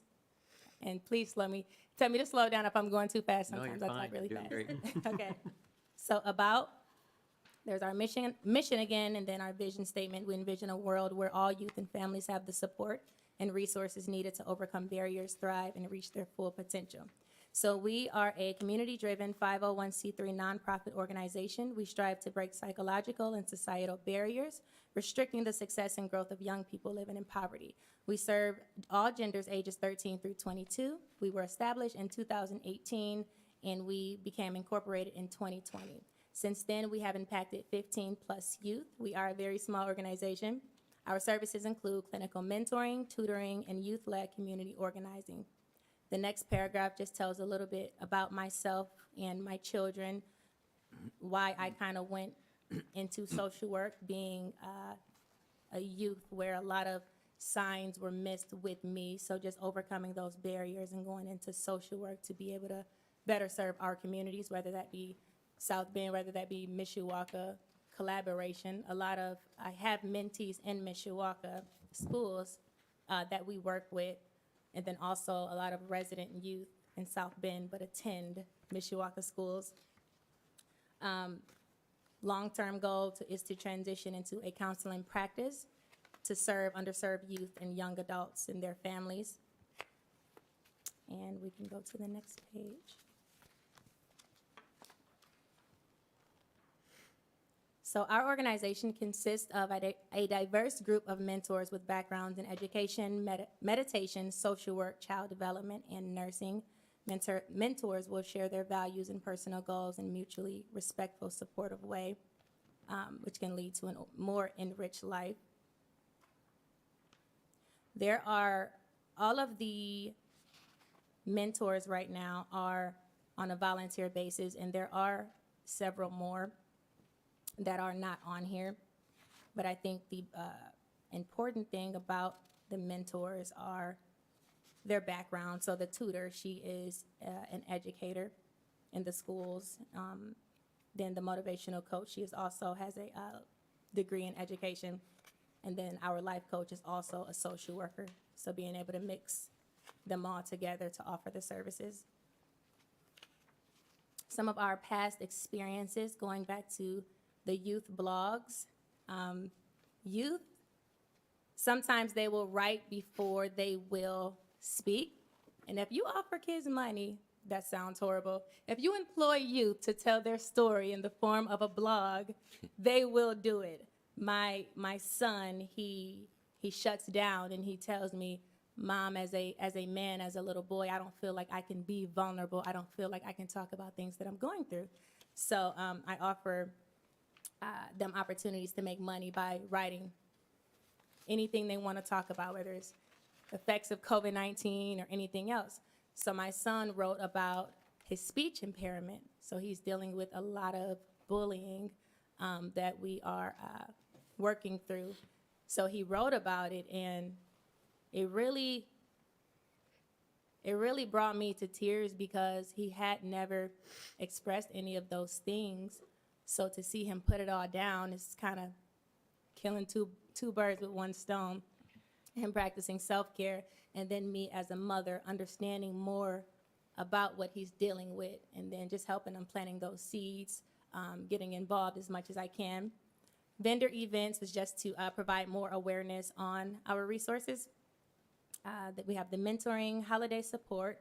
We adopted a family at one of the elementary schools for Christmas. We distributed 690 Locked in Our Hearts customized letters of empowerment to St. Joseph County Jail inmates. Now, the reason I really enjoyed doing this, we partnered with a school and their social work class, Adams High School, their social work class and their entrepreneur class. So when I asked them the question, hey, how do you all feel about making Christmas cards or writing letters to inmates? So surprisingly, they were all for it. But then when I had the conversation with some adults, they were like, why? Like, what? That's a waste of time. They had their chance. So, and I love responses like that, because taking the opportunity to give knowledge on, these are still community members. These are still fathers, mothers, guardians, and many of them will come back to society once they are released. And sometimes even a small token of appreciation, even some kind words, goes a long way. When we first started distributing the holiday cards, we just passed them out downtown. All of the kids had hot chocolate, and people were literally, they had tears in their eyes like this. I've never in my life got a gift, and all I needed was this quote of encouragement. And I was overthinking. I'm like, it's not a gift card, it's not any money, but it was so much more powerful than that. And the youth all had a great time, just like with our trash cleanups. They're like, this is so much fun. I'm like, okay, this is inexpensive, and we're giving back to the community, and they're having fun. So just taking their ideas and putting them to, what word am I looking for? Help me out. It's been a long night. Good use. Yeah, good use. Thank you. Community support. So we support a lot of community efforts. Supported the unsheltered relocating out of hotels for now by purchasing laundry baskets and laundry soap for their new homes. We assisted Save Achievers basketball efforts by providing youth with a speaker. So they played basketball, but then we also took about 20 minutes per session to just have tough conversations. A lot of times I think we overthink building rapport with youth. Even if you only have 5 minutes, being able to recognize and identify those signs. Even working in the schools, I've done about 4 suicide assessments in the past month, and got the youth to the supportive services that they needed. But if I'm not going to say that, but I think it's important for everyone to have knowledge and be able to recognize these signs, because the children are not okay. And mental health and mental illness, life stressors, they don't have a color on them. They don't have, so. And we hosted a freestyle art therapy event, which provided approximately 8 youth with therapeutic paint outlets. They didn't have to talk, they didn't have to draw out pictures, just whatever color you feel, just put it on the canvas. So very small, inexpensive efforts that go a long way with our children. And that is all I have, but I am happy to answer any questions. Sure. Well, thank you so much for not only the great presentation, but for all that you do for the youth and et cetera. So I'll turn it over to the committee if they have any questions. Like, Go ahead. go ahead, Mike. I just, first of all, wanted to thank you for coming, Ms. Ellington. If we were to give you the amount you requested, $18,600, how would you put that to work within the next month? I think it'll be pretty simple because we're already doing it. So just to continue to do it and be more intentional about making sure they are, with this funding, it is based out of Mishawaka. So it would be for youth in Mishawaka? Yes, youth in Mishawaka. And I know, so the one-on-one mentoring, because I do work a 9 to 5, so that would be after school based. But I can try to find flexibility for not only me, but even for the mentors to be able to go into the schools. I'm in majority of South Bend schools now. So being able to be in the schools to just build that rapport and support, again, the staff and the teachers and the social worker at whatever they need. And even with what we do, it's about what the need is in the city. I'm big on surveys, like what do you need? And let's gear this and shift that to aid to that, because that's really what it's about. Thank you. Ms. Volker. Thank you. Just a quick follow-up, and thank you very much for your presentation. It's really thorough. The one follow-up question that I would have is, can you tell me, and you might have told me, and again, I'm a little foggy, how many Mishawaka students do you work with at this time? So right now, it's about 6. Okay, so of the 15? Yes. Okay, Yes. okay. All right. We're small, but we're growing. No, good. Appreciate it. Thank you very much. No problem. Just a follow-up question. How long does the typical program, is it just per individual, or is it case by case, or do you have a format that we start here and it'll proceed through X? So it's about 16 weeks, but even when that time ends, honestly, the relationships built, that'll always be a support. So about 16 weeks, but again, situation based. So my biggest thing is tackling 3 goals that they want to accomplish: a mental health goal, an academic goal, and even an employment goal, if that's what they want. So we're making sure that we are solely focusing on their need and what's going to help drive their purpose in life. Great. Thank you. Any questions from the council? Any questions from the folks online? No? Ms. Ellington, appreciate it. Thank you so much. Thank you. And if we could, with the pleasure of the committee, if we could just take a quick 5-minute recess, give the folks out here to get a drink or use the facilities, allow us to as well. We will do that. It is 7:37, so at 7:42, we'll come back.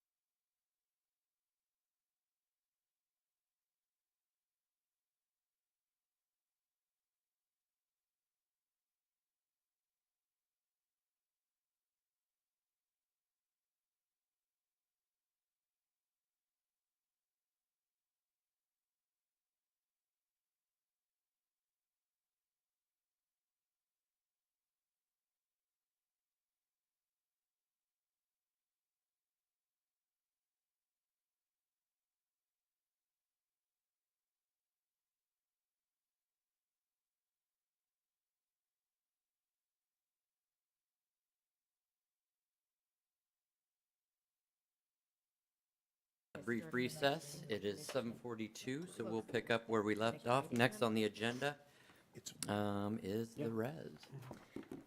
Thank you. You're welcome. I'm Janet Hoke. I'm the president of the board of directors at the res. You want my address, 1502 South Spring Street, and the res is 15930 Scout Lane, Mishawaka. Thank you.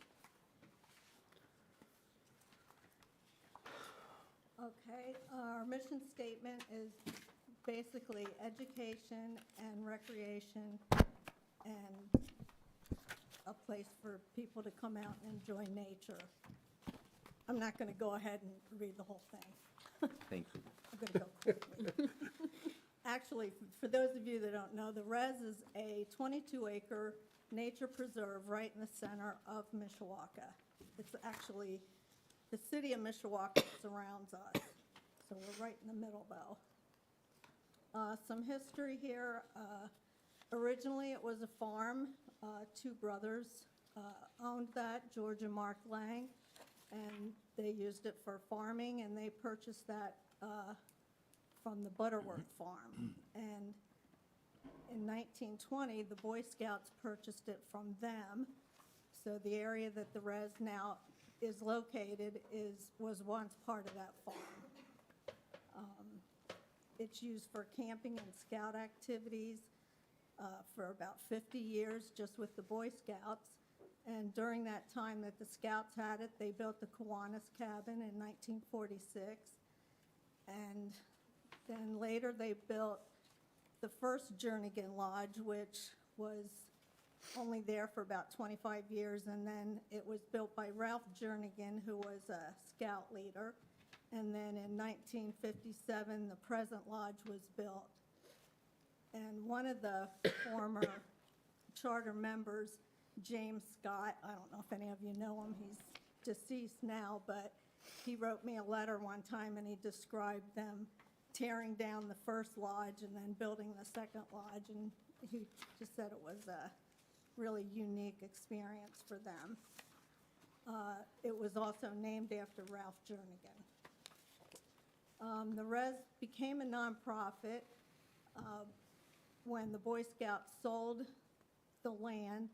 A group of individuals and companies got together and they formed the charter members of the res, and they are the voting membership. At that time, there were 92 charter members, and today there are 26, just, from people that have passed away.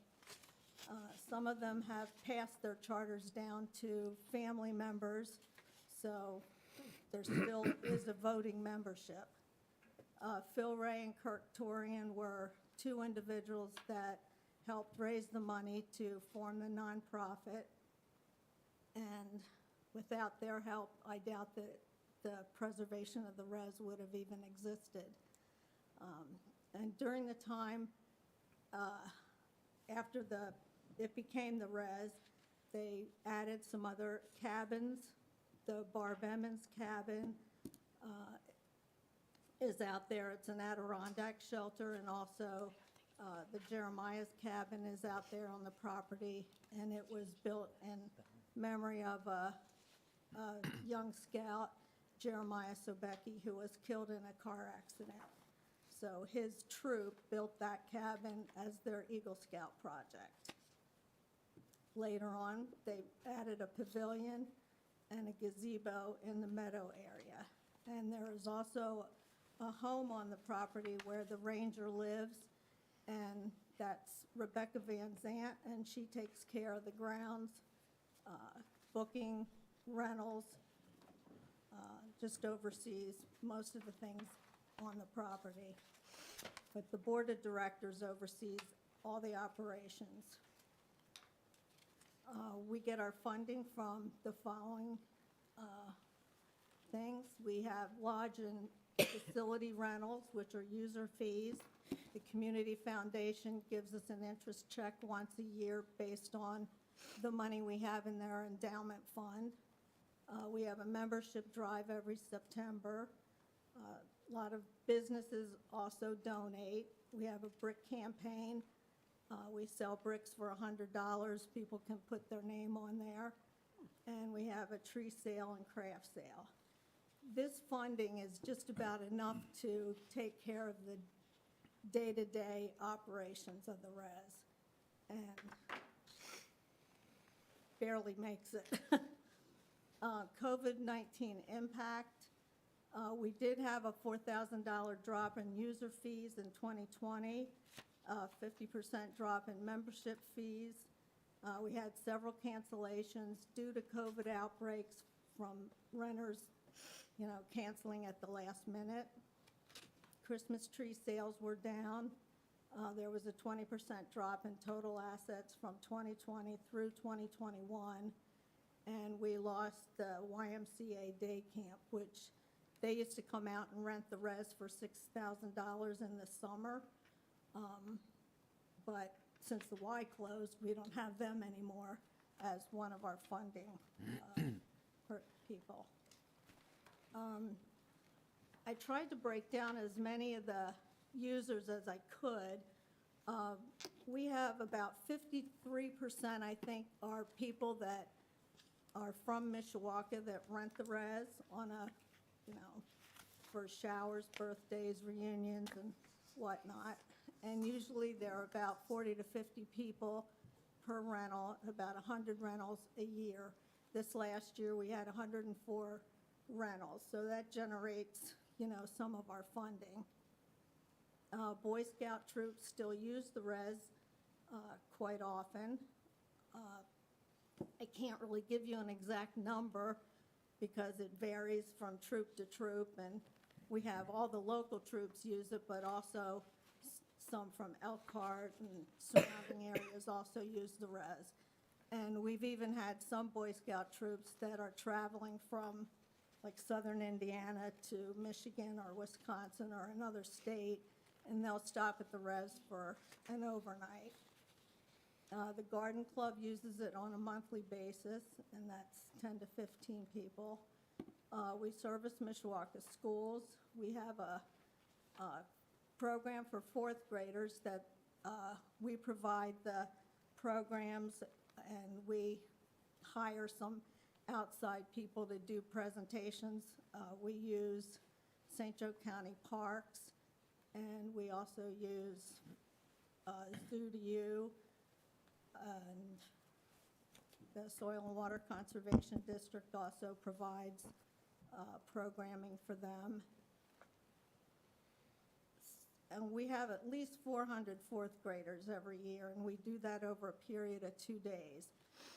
We really want to start reaching out to other schools in Mishawaka besides just School City.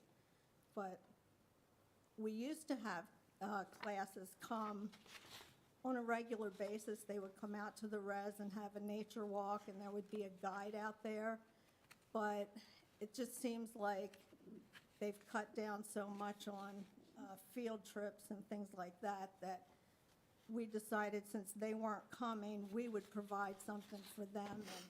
And we presented that program to the schools, 7 or 8 years ago, and ever since then, we service the Mishawaka fourth graders. We did have some business retreats, and those are listed there: Deco Art, St. Anthony's, IU South Bend, Oak Lawn, TCU, Community Foundation, and so on. And of course, that's different every year. These are just the ones that came last year. And we have community members that walk the trails on a daily basis. They bring their dogs. So we have a lot of people from Mishawaka that just come out and enjoy the facilities. We have a nature center that we use for the schools as well. We are an aging facility, and you can see by these pictures, this is the Kiwanis cabin, and you can see where there's a lot of damage. And we did spend some money this past year on getting that fixed. The second picture shows, after it had been repaired. Trimboli Contracting did the work, and he replaced all the damaged wood with new cedar. We had volunteers paint the outside of the building, but the building still needs a new roof and some gutters. The other building that we really worked on this year was the back of our restrooms. As you can see in the first picture, there's a lot of animal, insect damage, termite damage, and whatnot. And he, again, this is really contracting. He removed all the rotted wood. There were animal nests in between the walls, so he removed all that, took out the old insulation, repaired or put in new insulation, new plywood, and sided it with metal siding. So today there is no wood showing anywhere. He put metal on the peak in the front, and the rest of the building is cement block. And there is a door that locks there, but that wasn't on yet when I took the picture. But that was another big project this year. Some things we want to do to reach out to more people in the community. The Homeschool Association has a database for resources, and we want to be one of their resources. We have a great nature center that homeschoolers can use. We want to reach out to the private schools, Montessori, Mishawaka Catholic, Queen of Peace, and other area schools, not just the private schools, but other public schools as well.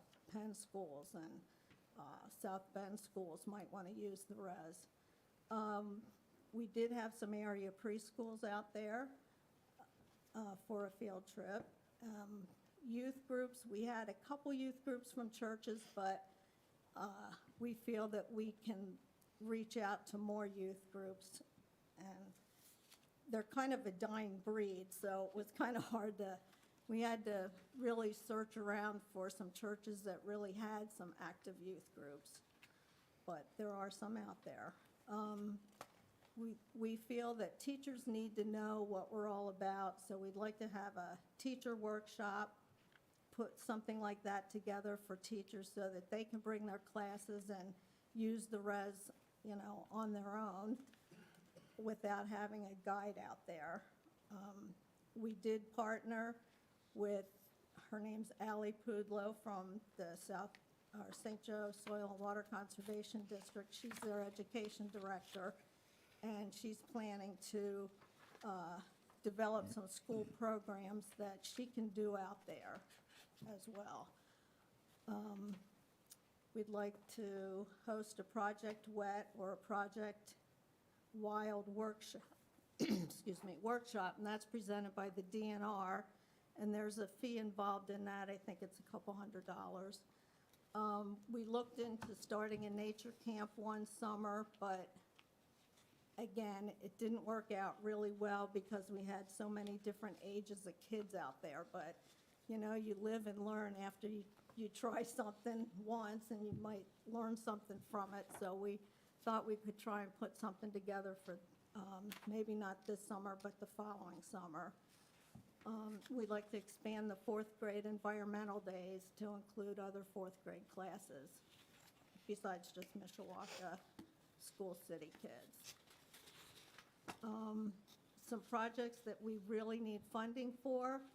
The new roof on Kiwanis Cabin is about $5,000 for materials only because we think we have a volunteer to do that. Replace the furnace in the restrooms, which is the back of that one building I showed you with the metal siding.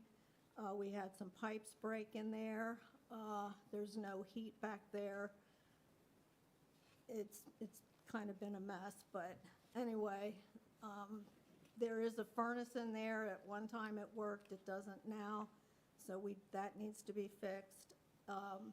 The lights along the parking lot when you come in, every time it rains, it usually shorts out, so we know we need some electrical work done. We need more funding to expand environmental days because we have to pay the parks and the zoo and some of the people that come and do our programs. We started a tree identification trail a couple years ago, but found that the way we did it, they came on stakes and people pull them out. So we've come up with a different plan. It shouldn't cost too much, but it would involve permanent posts to mount the tree identification information on. Funding to help the Eagle Scouts. The Ranger cabin is quite old and the windows are not energy efficient at all. We would like to replace those. And funding for Project Wild or Project Wet's $200. And we have a bridge that used to go across the creek where we could drive the tractor across and get to the back woods, and that's no longer in service anymore because it was just made out of wood and eventually it rotted, and that needs to be replaced as well. We feel like we've spoken to the Marine Corps League and the Marine Corps, and they have expressed an interest in helping us with a couple of our projects that we need volunteers for, so we won't have to pay for that.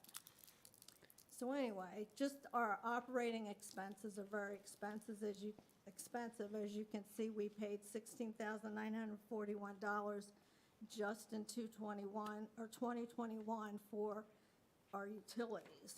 And we do have Mishawaka Utilities. So that's quite expensive, and it's not always that much, but it averages about between $600 and $800 a month for utilities. We had some leaks last year and the year before, or last year I guess was most of the leaks, and we had some extremely high bills due to that. So anyway, that's that. And there's a few pictures I just put in. There's 2 scouts that did their Eagle Scout project out there, and another troop repaired the steps and the railings from a tree that fell on the Jernigan Lodge area. We're working on taking out invasives in the woods, and those are the Girl Scouts. So basically, we were asking for $35,000 is what that all adds up to be. And we feel like the res is showing its age, and we just need to upgrade some of our facilities so that it's a more welcoming environment for the community to use. Thank you very much. Thank Any you for your questions? presentation. Any questions from the committee? No? Okay. Any questions from the council? Any questions for the folks online? All right. Well, thank you very much. All I right. appreciate it. Thank Thank you you. for having us. Sure. Thanks, Janet.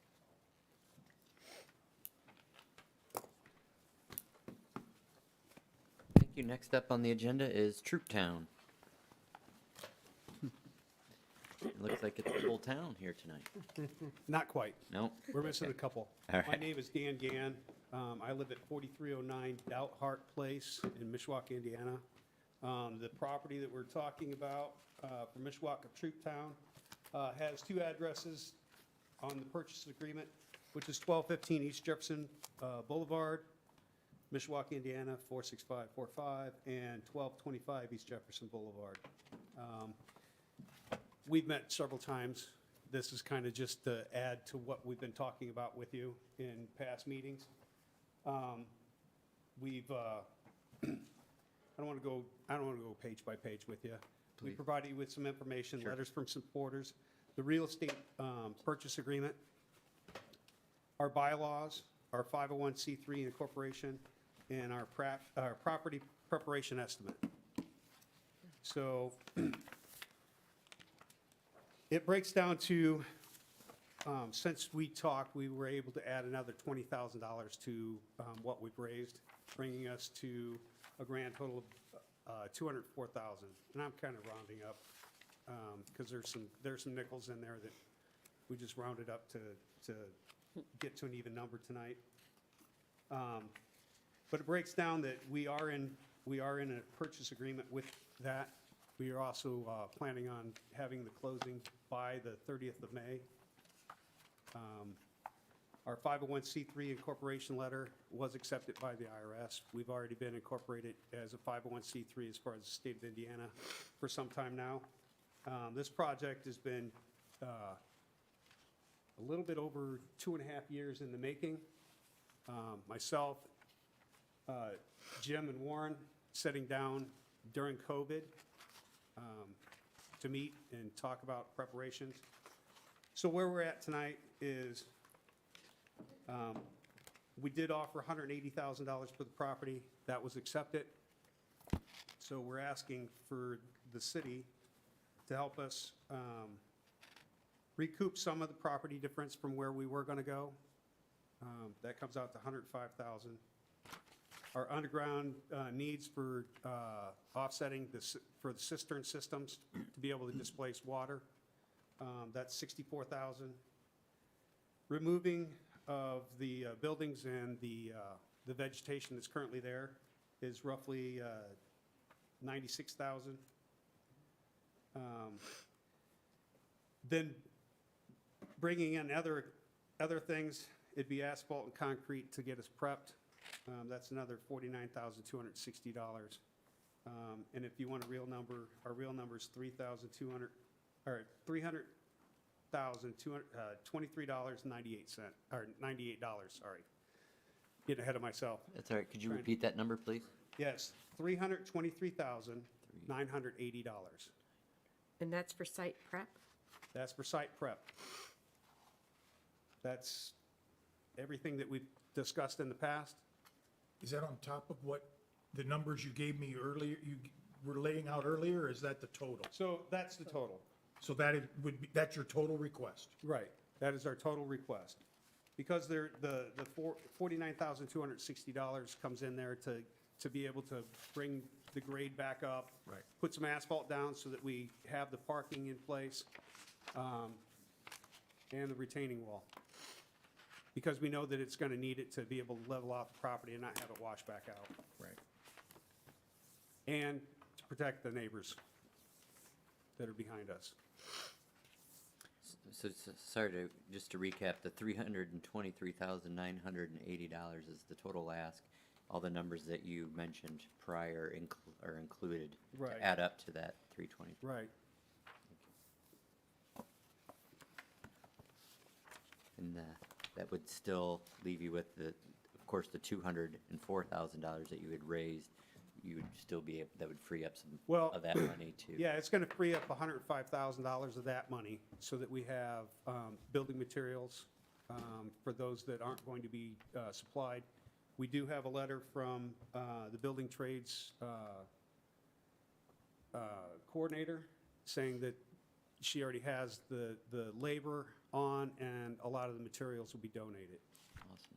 So then that leaves us with that balance of that $105,000 to be able to get into operation.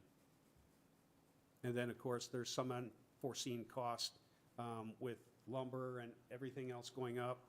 We know that that's going to hit in that budget. So. Well, thank you. And for ongoing costs, Dan? Yes.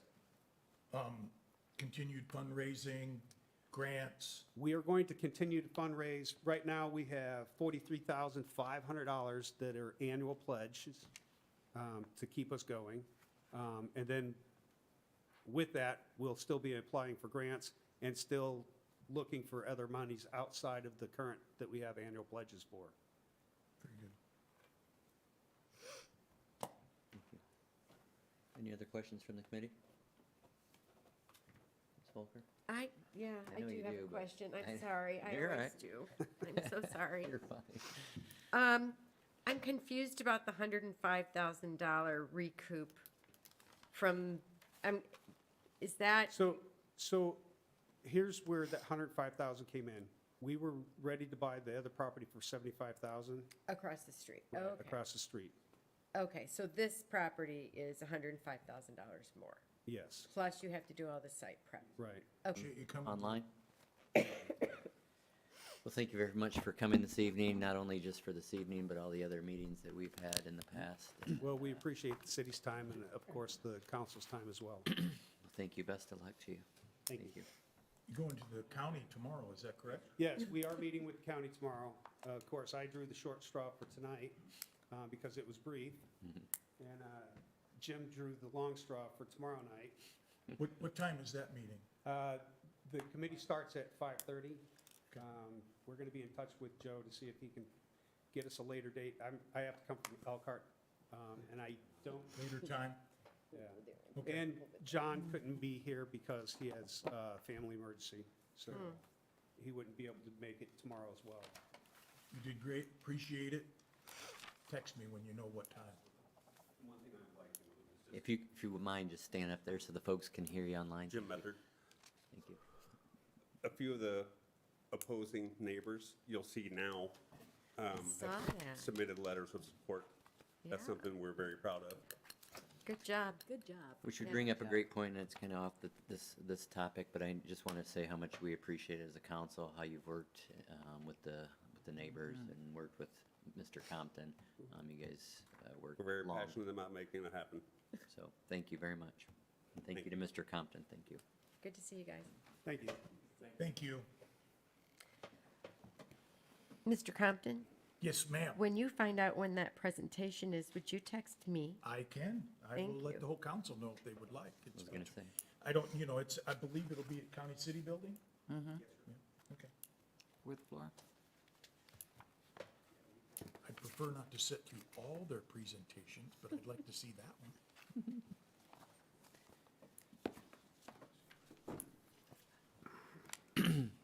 And in this meeting, so I did want to open that invitation up, and we've done so. Two folks or two organizations that I'm aware of had reached out and let us know that they would be speaking. I appreciate your patience being put to the last of the evening.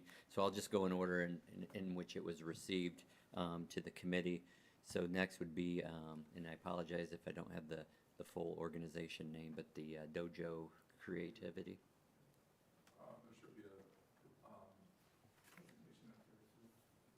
And I think it was circulated We have it on, I have and I it on. think Yeah, their online. IT has that, so they will either load it or Did they get, they may have already done so. did they send it? Did you send it? Email. No, no. Oh, Somebody no one send it sent to it to IT, no, because it came in I, so. I forwarded it to IT, Mr. Chairman. Oh, thank you, Mr. Hicksonball. Oh, that's right, yeah, I saw that email. Yeah. I knew I saw it somewhere. If you wouldn't mind, Madam Clerk's just gonna knock on the IT door. There it is. Didn't get that. Yeah, it's on here. I sent it as an email. Okay, let me see what it's broken at here. I think it's gonna be. Do, do, do, do, do, do.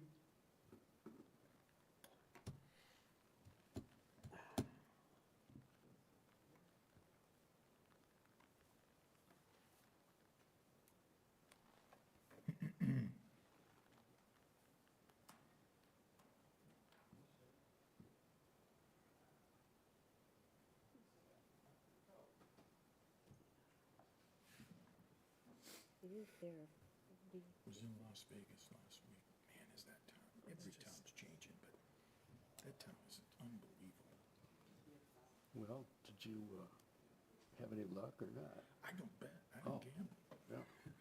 I was at a conference, and usually I'll play the Wheel of Fortune machine a little bit, but I never even got to. I was busy the whole time. How long were you out there? I rolled in Or there it's a PDF. 10 o'clock their time, Tuesday. Sorry.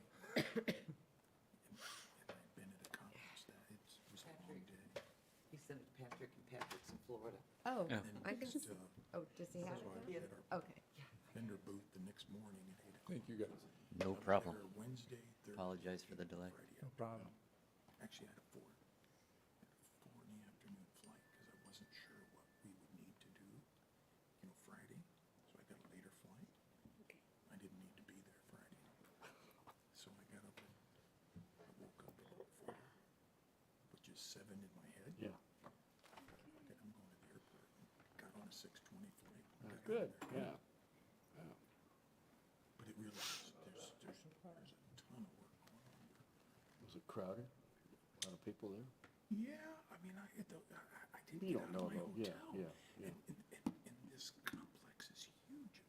It's got,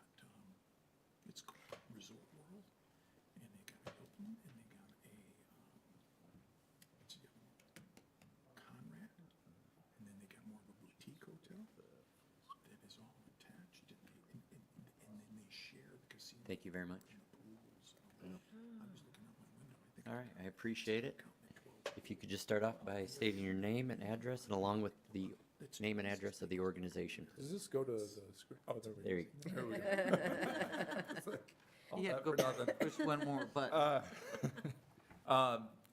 Thanks for having me. Doug Elder, partner at Dojo Creative.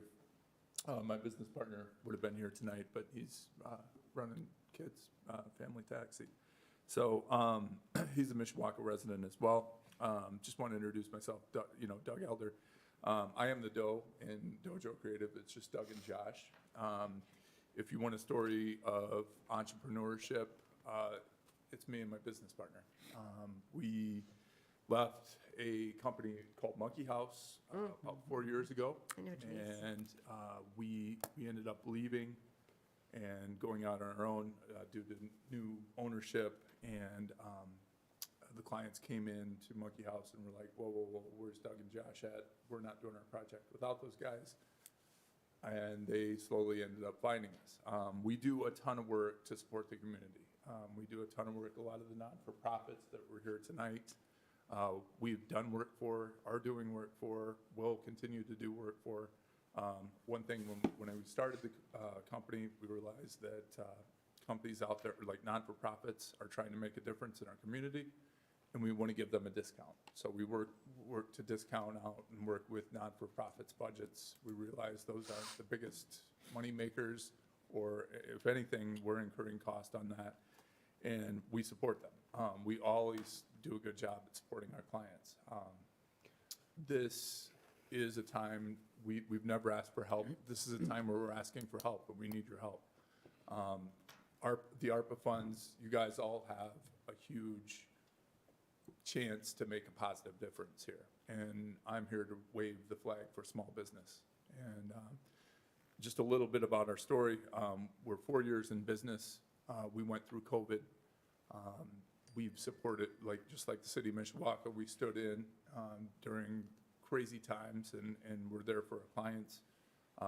We came through it. We realized that we need to get back to work. We need to have a collaborative space to where clients can come from. Our clients include South Bend, Elkhart. We've got national clients that we do work for. They come into town, and we chose Mishawaka. So we ended up buying the Jeans Camera building. I was in here last week, and I think 2 weeks ago, and we passed design review. We've got it's kind of an ugly, big, red, ugly looking building that has been downtown for years. The building is sat, unused for the past 6 years. Coming up into Mishawaka, it is the first thing that you see, and it's a big, ugly building. Now it's gotten even uglier because we've pulled the facade off of it. My ask, I guess, to you guys, and I will get into kind of some of the details on what we're asking for, is our ask is for $100,000 for a facade. And I can kind of go into kind of some of the details. So again, we're requesting $100,000. That's less than 1% of the $12 million that was spent. It's a very small ask, but it's a huge ask to us as a business. By this being Mishawaka, there are incentives, there's tax breaks, there's everything like that for big box stores out on Grape Road or, the mill and everything like that. Unfortunately, us being a small business, we don't hit the threshold to receive TIF dollars or get tax breaks or anything like that. But I guarantee there's 20 of us to every one of them. And we need the help. And with that being said, there's also, too, we've explored some funding as far as I sit on 4 non-for-profit boards. Again, kind of we give back to our community. I work on 4 non-for-profit boards, or give my time on 4 non-for-profit boards. I'm a chamber ambassador for St. Joe County. I'm a chamber ambassador for Elkhart County. I've watched the ARPA funds be spent in South Bend to go towards small business. And currently there's not a plan, and I'm imploring you guys to look at that. In Elkhart, I went I'm a chamber ambassador, and I sat with Sherry Pete, who was with Mayor Pete's campaign and is now with the Elkhart Chamber, and I said, hey, these ARPA funds are being spent and they're being put in small businesses' hands to help fund and help get people back to work and help, due to COVID.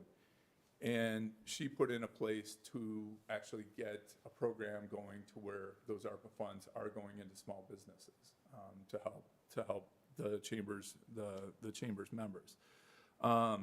Again, what our ask is basically helping us out with our building project. 4 years ago, or 2 years ago, or actually a year ago, I'm sorry, close to a year ago, we purchased the Jeans Camera Store building. The building was built in 1880. We got in there thinking, maybe 100, 200 grand will get it done.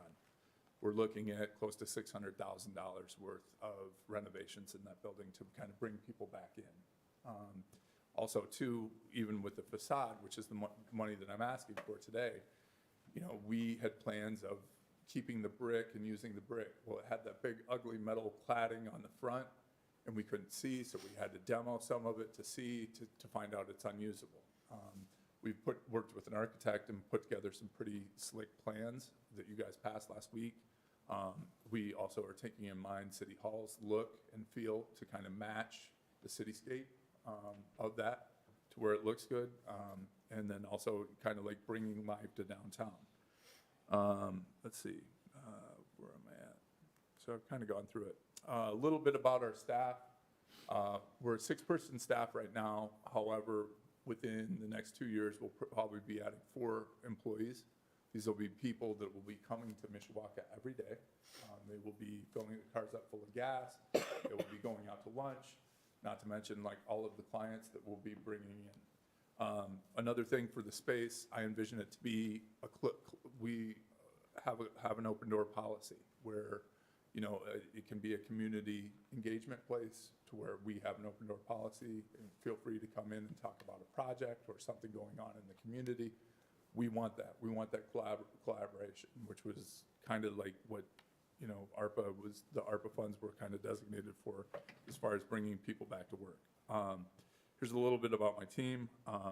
Currently we only hire the best of the best. My business partner and myself, but again, we have plans to bring probably 3 to 4 within the next year employees on, so we'll probably be staffed at right around 10. So we need that space to bring them back to work. Here's some of the non-for-profit boards that I sit on. 101 Company 3. 101 Company 3 has been great. It's been awesome. We've outgrown it though as entrepreneurs. Again, if there's a story of entrepreneurship and 2 guys starting a business and doing it to help people, it's been us. But 101's been awesome. They've asked me to be on the board. Another not-for-profit that I sit on the board of is MBA. MBA's been hit hard due to the pandemic as well. And they had to incur funds. So when I looked towards funding or help with my project, I was surprised that there was no help to be found there. We've also gone through Okra, and I've called the state reps as far as like trying to get MBA and to get Main Street delineation, to get stuff like that. I talked, and he said basically for your project, there's no funding available due to the fact that I'm not making it a historic thing, which basically would quadruple my construction costs, of retrofitting it back to a historic place. And we don't want to make it old-timey. I visited several cities to where we found inspiration of Austin, downtown, like really, really good booming downtowns, contemporary downtowns, and we've kind of modeled kind of our designs for the facade after that. So that's that. Again, here's some pictures of where it was. According to March 21 McCaskey report, 6 in 10 small businesses experienced marketing budget cuts in the wake of the pandemic, directly impacted by operations at the local level. Again, like our ask is less than 1% of this. We're only asking for help with the facade. we're at a crossroads right now. We're at a crossroads. Construction costs have gone up. We kind of got into this project, and construction costs have gone up. It's basically everything else is going up around us, and we kind of worked ourselves into a position to where we need help. It's an older building. We're just running into all sorts of stuff. There is some really, really cool stuff that we're running into, like we're able to salvage the original tin ceiling. It's going to be really, really awesome once we get it done, if I don't have a heart attack first. So, but anyways, there's that. Why help? Just trying to restore vibrancy downtown and building a stronger downtown, you know, to where it is an out of business place that's sat for the past 6 years. We're going to be ushering clients down the Main Street corridor. Also, too, you know, to where we're located at, that's the first thing that you'll see driving on Main Street. So wouldn't you rather see a slick-looking new building that kind of welcomes you into the city? Let's see. We're definitely working with a distressed building here. Let's see, what else? But anyways, in regards to the funding options, like I said, we've explored ARPA. I've looked every place for help, and I'm not finding it. Or you know, with Okra, with everything like that. And it seems to me that this is an ask. You know what I mean? This is kind of what ARPA was made for. So that's kind of why I'm sitting in front of you guys tonight. Again, talking about how all the other cities are using ARPA funds. South Bend is using it, putting it back in small businesses' hands. Elkhart is doing the same thing. Goshen is doing the same thing. I'm just asking you guys to kind of shed some light on small business. There's some other information here about like other national cities that are using this as well. And I think that Mishawaka should follow. Another page also too, this report was emailed to you guys, so you guys can kind of look at it in depth in regards to where we're at. We're looking at almost like close to $600,000. Like I said, we don't hit the criteria for $1 million. Like we're not over $1 million, so then we don't get tax breaks. We don't get tip dollars or anything like that. We don't get any sort of tax breaks. But we are creating jobs, in the city. We are bringing people into the city, and we're beautifying downtown. Let's see. So since the acquisition of the building, you guys passed us on design review, which was awesome. We had to remove asbestos from the building. We got into it, and there was asbestos. There was the 9x9 tiles, which we got out. We did, like I said, we did find a beautiful ceiling, and have restored that back to the way that it was over 100 years ago. So we're looking at 3 different phases.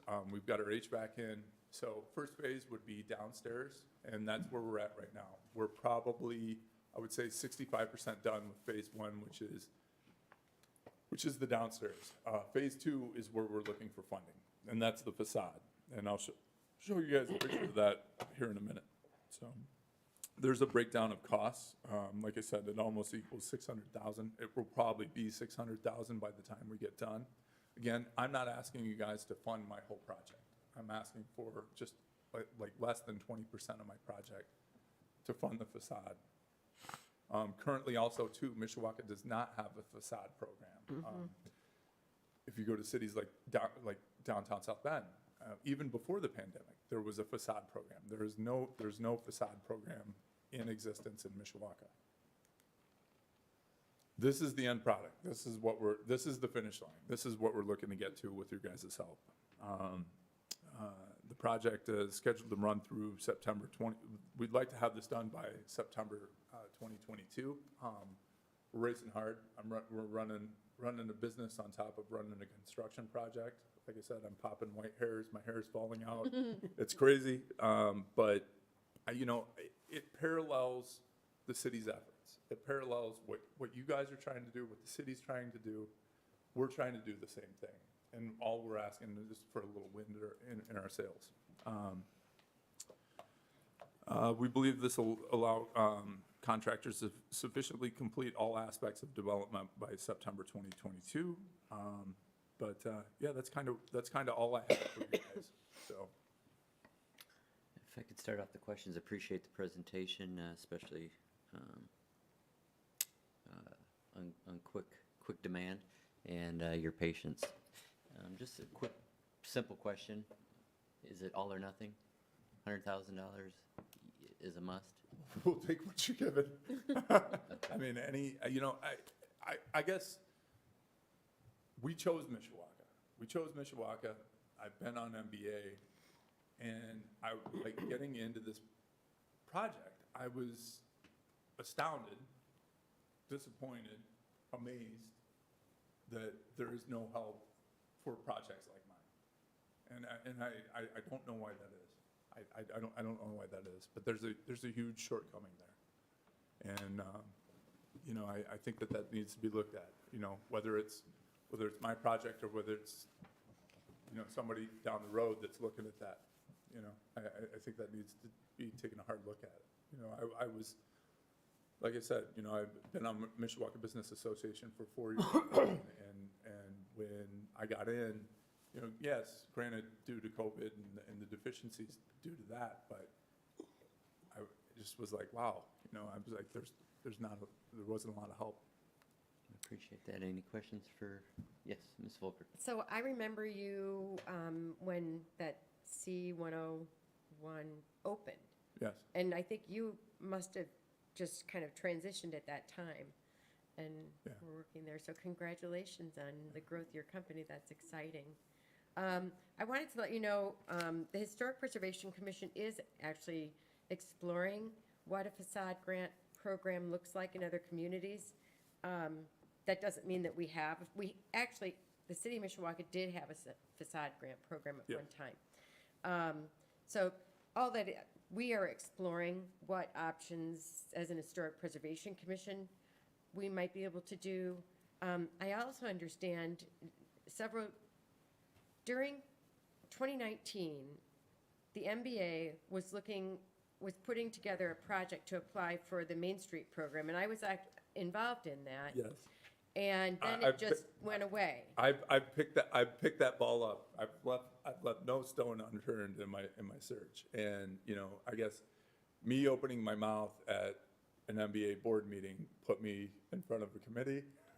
They basically said, "Okay, cool, you're going to have this committee." They were heading into that. Now, I did talk at length with the two Okra reps, actually two of them, and the deal is with Okra and Main Street delineation is that's great if you're going to go historic, and if you were going to change your building to an old-timey look and repair it to the way it looked in 1880, which also requires a lot of money. There may be grants, and I use the word may, there might be grants if you did that. But with this being said, there's no grants for anything like this. Yeah. So that's kind of where the ball lies of there's also some reorganization with the MBA. I think that would need to happen for them to, I think in regards to their 501c3 status, to reorganize. I am kind of heading that down as my due diligence as a board member. And I just want this to be known. I'm coming in here as a building owner, as a business owner. I'm not, I don't have my MBA hat on tonight. Well, and I didn't mean to go into a long conversation about that. No. I just remember having that discussion. So anyway, really appreciate you coming. And I'm sure you've met with Pete DeKeever, your next door neighbor with Mishawaka Historic Museum. So anyway, good luck with the project, and thank you. Thanks for coming to Mishawaka. Yeah, thank you guys for your consideration and hearing me out tonight. So I appreciate it. So Thank you very much. Any other questions? Cool. We'll appreciate it. Thank you.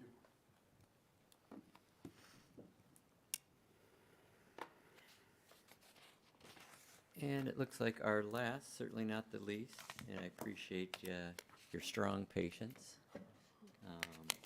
Hotels for now. If you could come forth and state your name and address along with the organization's address as well. Thank you. Yes, thank you. Sheila McCarthy with Motels for Now, which is a project of Our Lady of the Road located at 744 South Main Street in South Bend.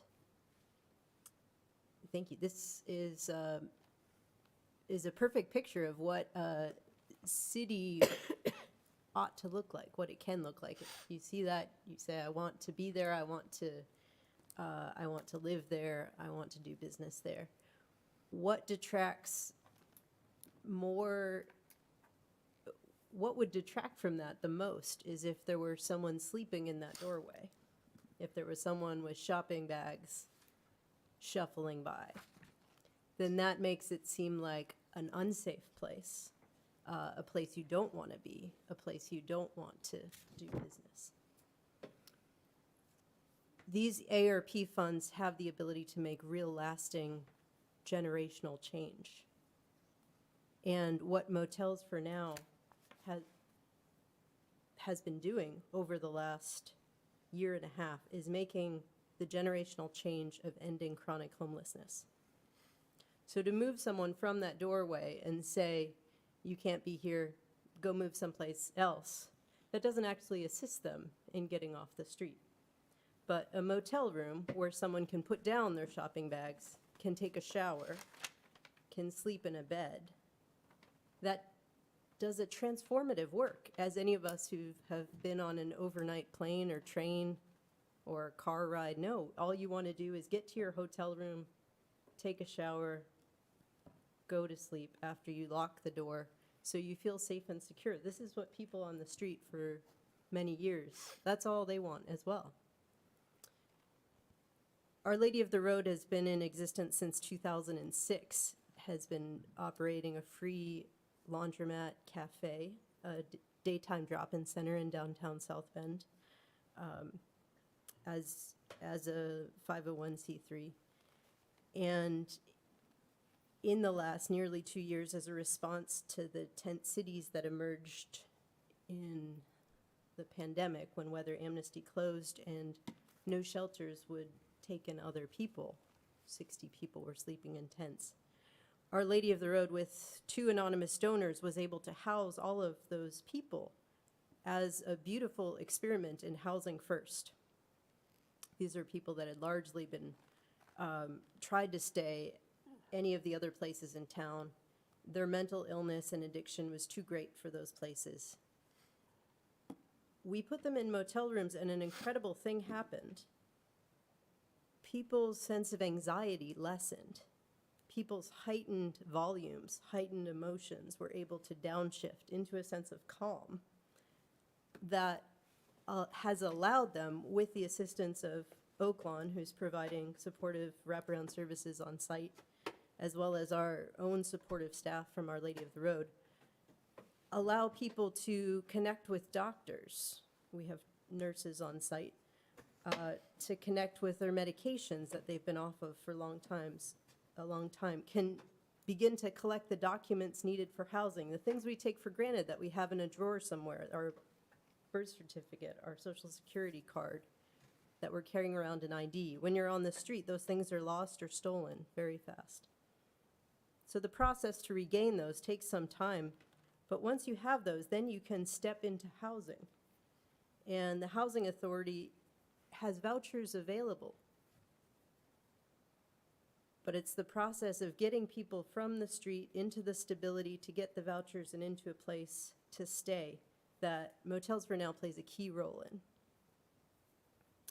So with ARP funds from the county of St. Joseph, where the vast majority of our guests come from, we've had over the last nearly 2 years, 1,000 people sign up for Motels for Now, of whom we've been able to take in about half, 500 people we've taken in over 2 years. Every month, 30 people join, 30 people leave. We house 110 people every single night. And the vast majority stay and really find stability. The average stay is 4 months, and many people stay longer. People that have been on the street for decades are now housed. So we're reducing rapidly the amount of time that people are homeless by focusing on the most chronically homeless and moving them into stability and into housing. So from St. Joseph County, we've been able to get a year's worth of ARP funds, but they've put a condition on it. They've said, we'll give you 6 months of funding, and you need to match the other 6 months. So today, I would like to propose that the city of Mishawaka join us in being that match for $825,000, which will allow for 6 months to house 100 people, 120 people every single night for 6 months to move people into permanent housing. The shocking thing, as I said, is you take the most difficult to house people and put them in the relative privacy of a shared motel room, and stability happens. And the beautiful thing is that more people have moved on to positive outcomes than not. We've had a 75% success rate, which is shocking to me.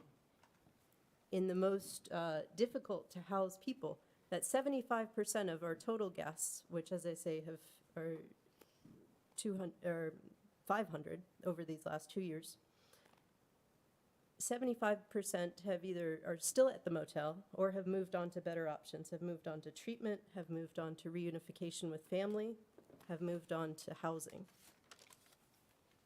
Whether that's permanent supportive housing, whether that's through the VA, getting a voucher, whether that's through employment and then into their own rental units.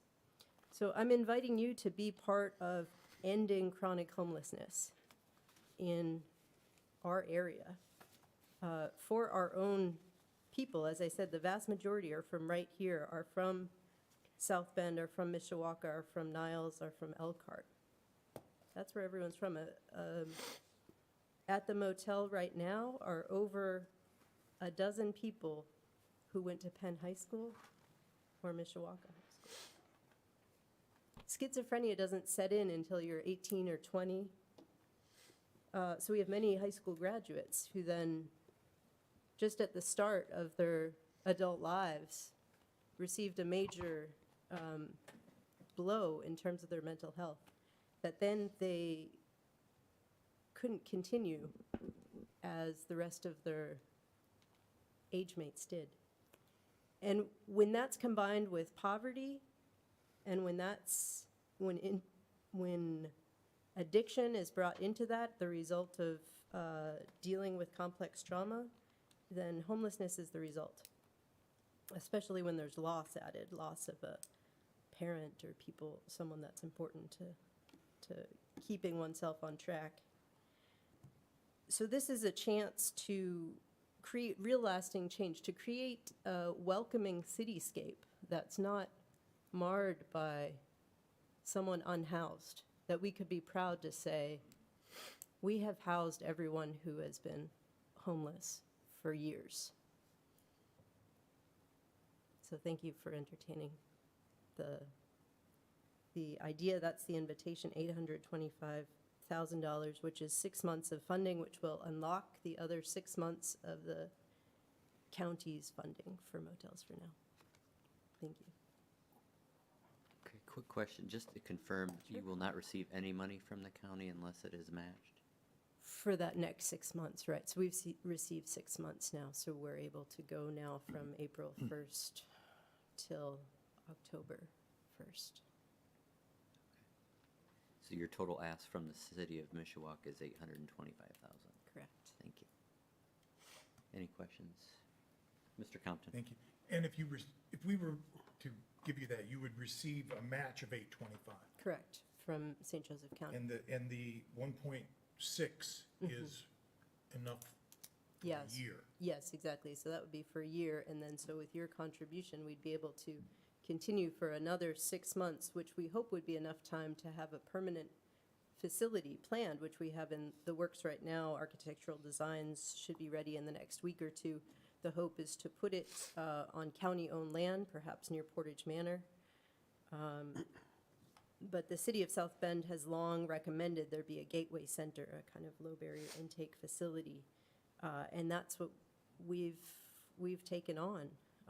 So we plan to continue that, not with these same people we have now, because we trust that they will be in housing. But the people that maybe haven't been on the streets for decades, but have been on for years. And after they're housed, people that have been unhoused for a year or less. And so we can start to reduce rapidly the amount of time that a person spends unhoused. Thank you. Thank you very much. Ms. Volker.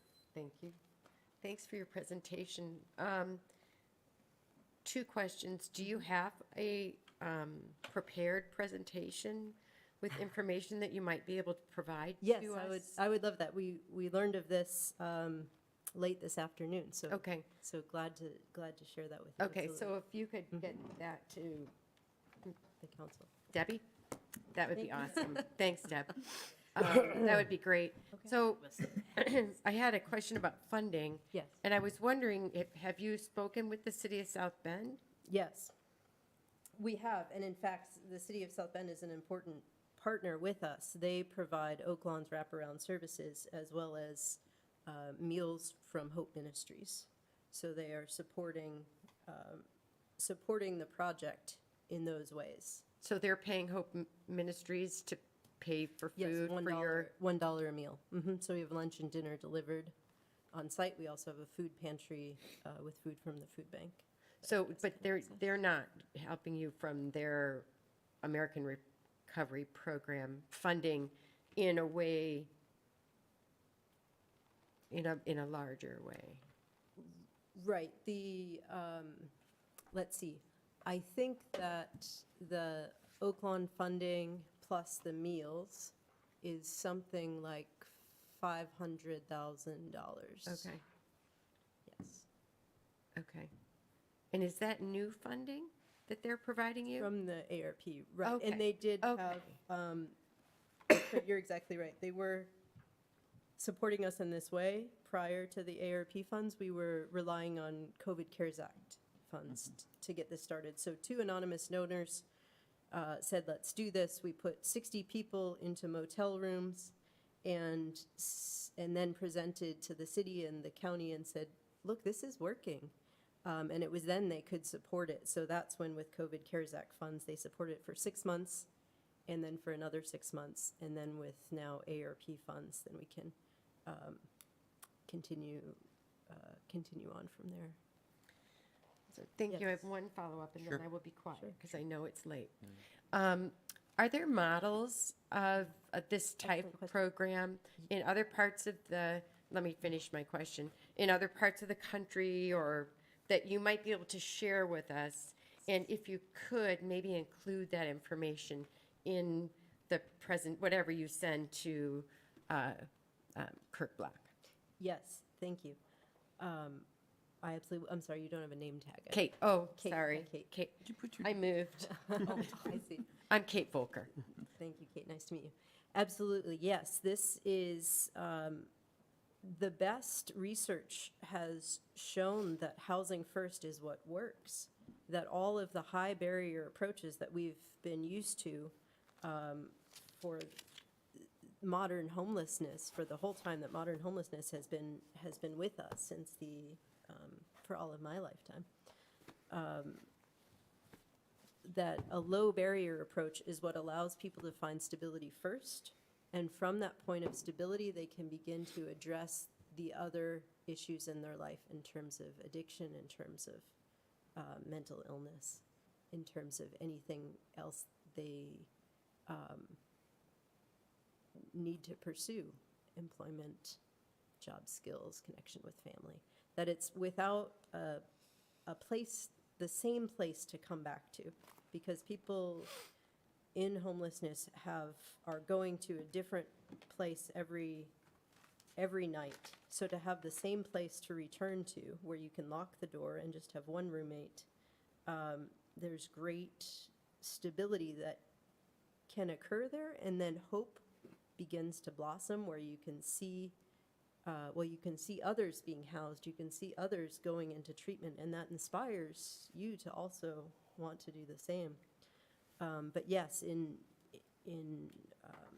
many places in California and Chicago, all over, Housing First has really become now the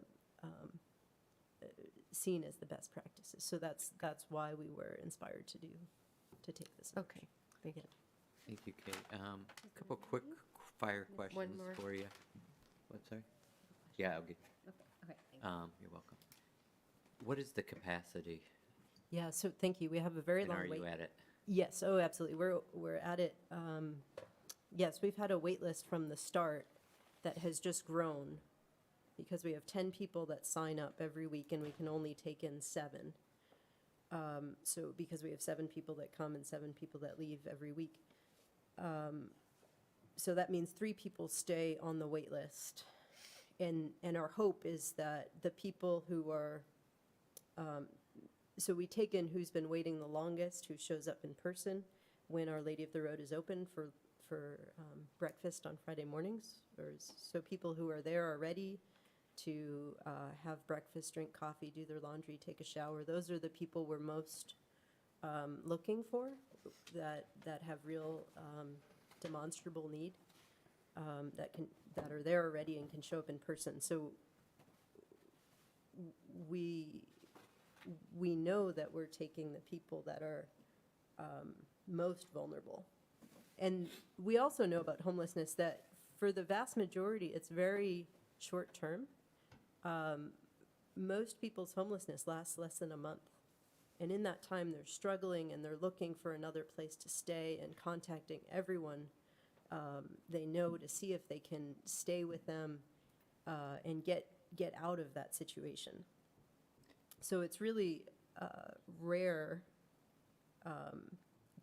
for it to extend for 6 months, for a year, for longer. For more than a year, it's a much smaller percentage of total homelessness, but that's exactly who we're looking for. So 82%. I guess I just misspoke. Yes. I was more looking for a number in terms of nightly capacity. Yeah, What's that number? 110. 110? Yeah. And then who owns the property? His name is Henry Patel.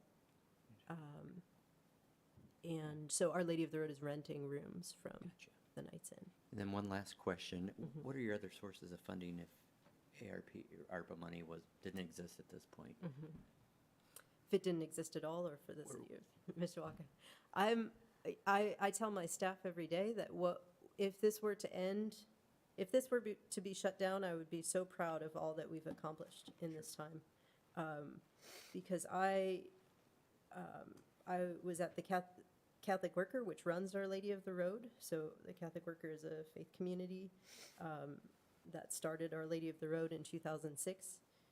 And having been at Our Lady of the Road for 7 years, pouring people coffee, handing out towels, there wasn't a place to house people. We couldn't give people a room key. So being able to hand out that motel room key and seeing people's faces, that they begin to cry often because they haven't had a way to control access to a place to stay. If they've been staying with someone, it's on someone else's terms, but to have their own key is really powerful. So even if it were to shut down, I'd be very proud of what we've accomplished. And of course, there's a lot still ahead of us. We have architectural plans coming out in the next week or two that then we'll be able to take around to say this is our dream of what's possible. This is our vision for ending homelessness in Mishawaka and St. Joseph County, and join us in that. So we're going to continue to do that with other grants and other. So you will builders. seek other Yes, funding? absolutely. Okay, thank you. Mhm. Any other questions from the committee? You asked Miss- the question I was going to ask. Sorry. It's okay. Any other council members wish to Stole ask? my thunder. Anybody joining us remotely still have any questions? Seeing none. Well, I appreciate your time. Thank you. Your presentation and your passion, so thank you. Thank you. Any committee members would like to speak before I? Question for the mayor, You do have a question for the mayor? if he's available. Would you like to come up, Mr. Mayor, and address a question for Mr. Compton? Chairman Dave Woodmayor. Thank you. Mayor, thank you. Appreciate you sitting through this with us and watching these presentations. But I wanted to go back to your comments and, you know, your somewhat, your breakdown, of course, that, you know, we need to approve and, you know, we know all that. But if we run along, let's say we approve this as the 6 mil, 3 mil, 1.78, I thought you said. So for the people that we heard tonight, they would be all funded under the 1.78. Is that Correct. how your vision would be? Correct. Okay. Including Trooptown and, because we talked a little differently prior, but I know this is constantly changing. Right. So that's how you would see that, is what we saw tonight and any others that we might, other than maybe a few sidewalks that we want to talk about. But any others that might come up seeking funding for their business or their 501 or 401(c) or whatever it might be, would be under the 1.78. Correct. So we have had, as you heard tonight, some dialogue with Boys and Girls Club. They have 3 or 4 different, I guess, options out there. There are some we might be able to assist with outside of ARPA. Understood. Same with what we heard in our first presentation tonight. We have a major construction project coming through. We might be able to address some of that outside of ARPA. The proposal I made was very specific for $6 million. It will cover one of 2 projects and therefore keep rates down by covering that necessity project. We see that as the way to impact all of our citizens fairly and equally. And so also help us to meet our federal obligations and also help us to renegotiate, put us in a better position to accomplish our goal quicker. The public safety part of it, we also see as a benefit to all of Mishawaka citizens, as well as anyone who visits, any shopkeeper, anyone, you know, in the city of Mishawaka. We see that as a benefit to them as well. Then the 1.7 million, whatever that is, rounded, it's about 1.7. We see that as being discretionary for any. I just wanted to, I don't necessarily, you know, I want to hear more and we want to talk more. I'm not in disagreement with the structure. And we all got emails from citizens who said early on, spending ARPA funds to help us with our utility bill. Now, this won't necessarily help them directly with their current utility bill, but it could help them with future utility bills. And I agree with that. I agree with all of what you're saying.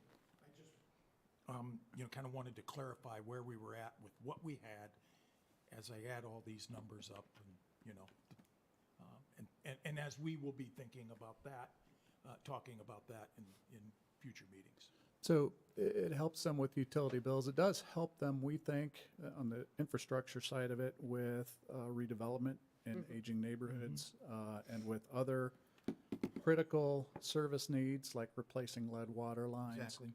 Understood. And the public safety portion, you know, we've heard about that and have been really for a while. And this gives us an opportunity to do something. And I don't disagree with that. Again, I was just looking for, what do we, you know, what do we have? Or what, what is the portion that is allotted to us, so to speak? Although we have to approve it all at one time or another, just looking through the accounting portion, if you will. Yep. Thank you. All right, thank you. Yes, thank you. Also, Mr. Mayor, for your presentation, sticking around through this long evening. I just kind of want to recap what Mr. Compton had asked. Appreciate the questions. As I explained to the folks here in the council chambers and those online, the committee has not set any dates as to when we were going to make a decision, how many funds or how many dollars we were going to distribute and to whom. So this is just still part of the infancy program that we've started a couple months ago. So just want to let everybody know that information, and it does help make some decisions later on the road when we know what type of money we're dealing with. So any other questions for Mr. Mayor? Nope. Well, great. And before I end, I would like to say special thanks again to the committee members, Kate Volker and Mike Compton.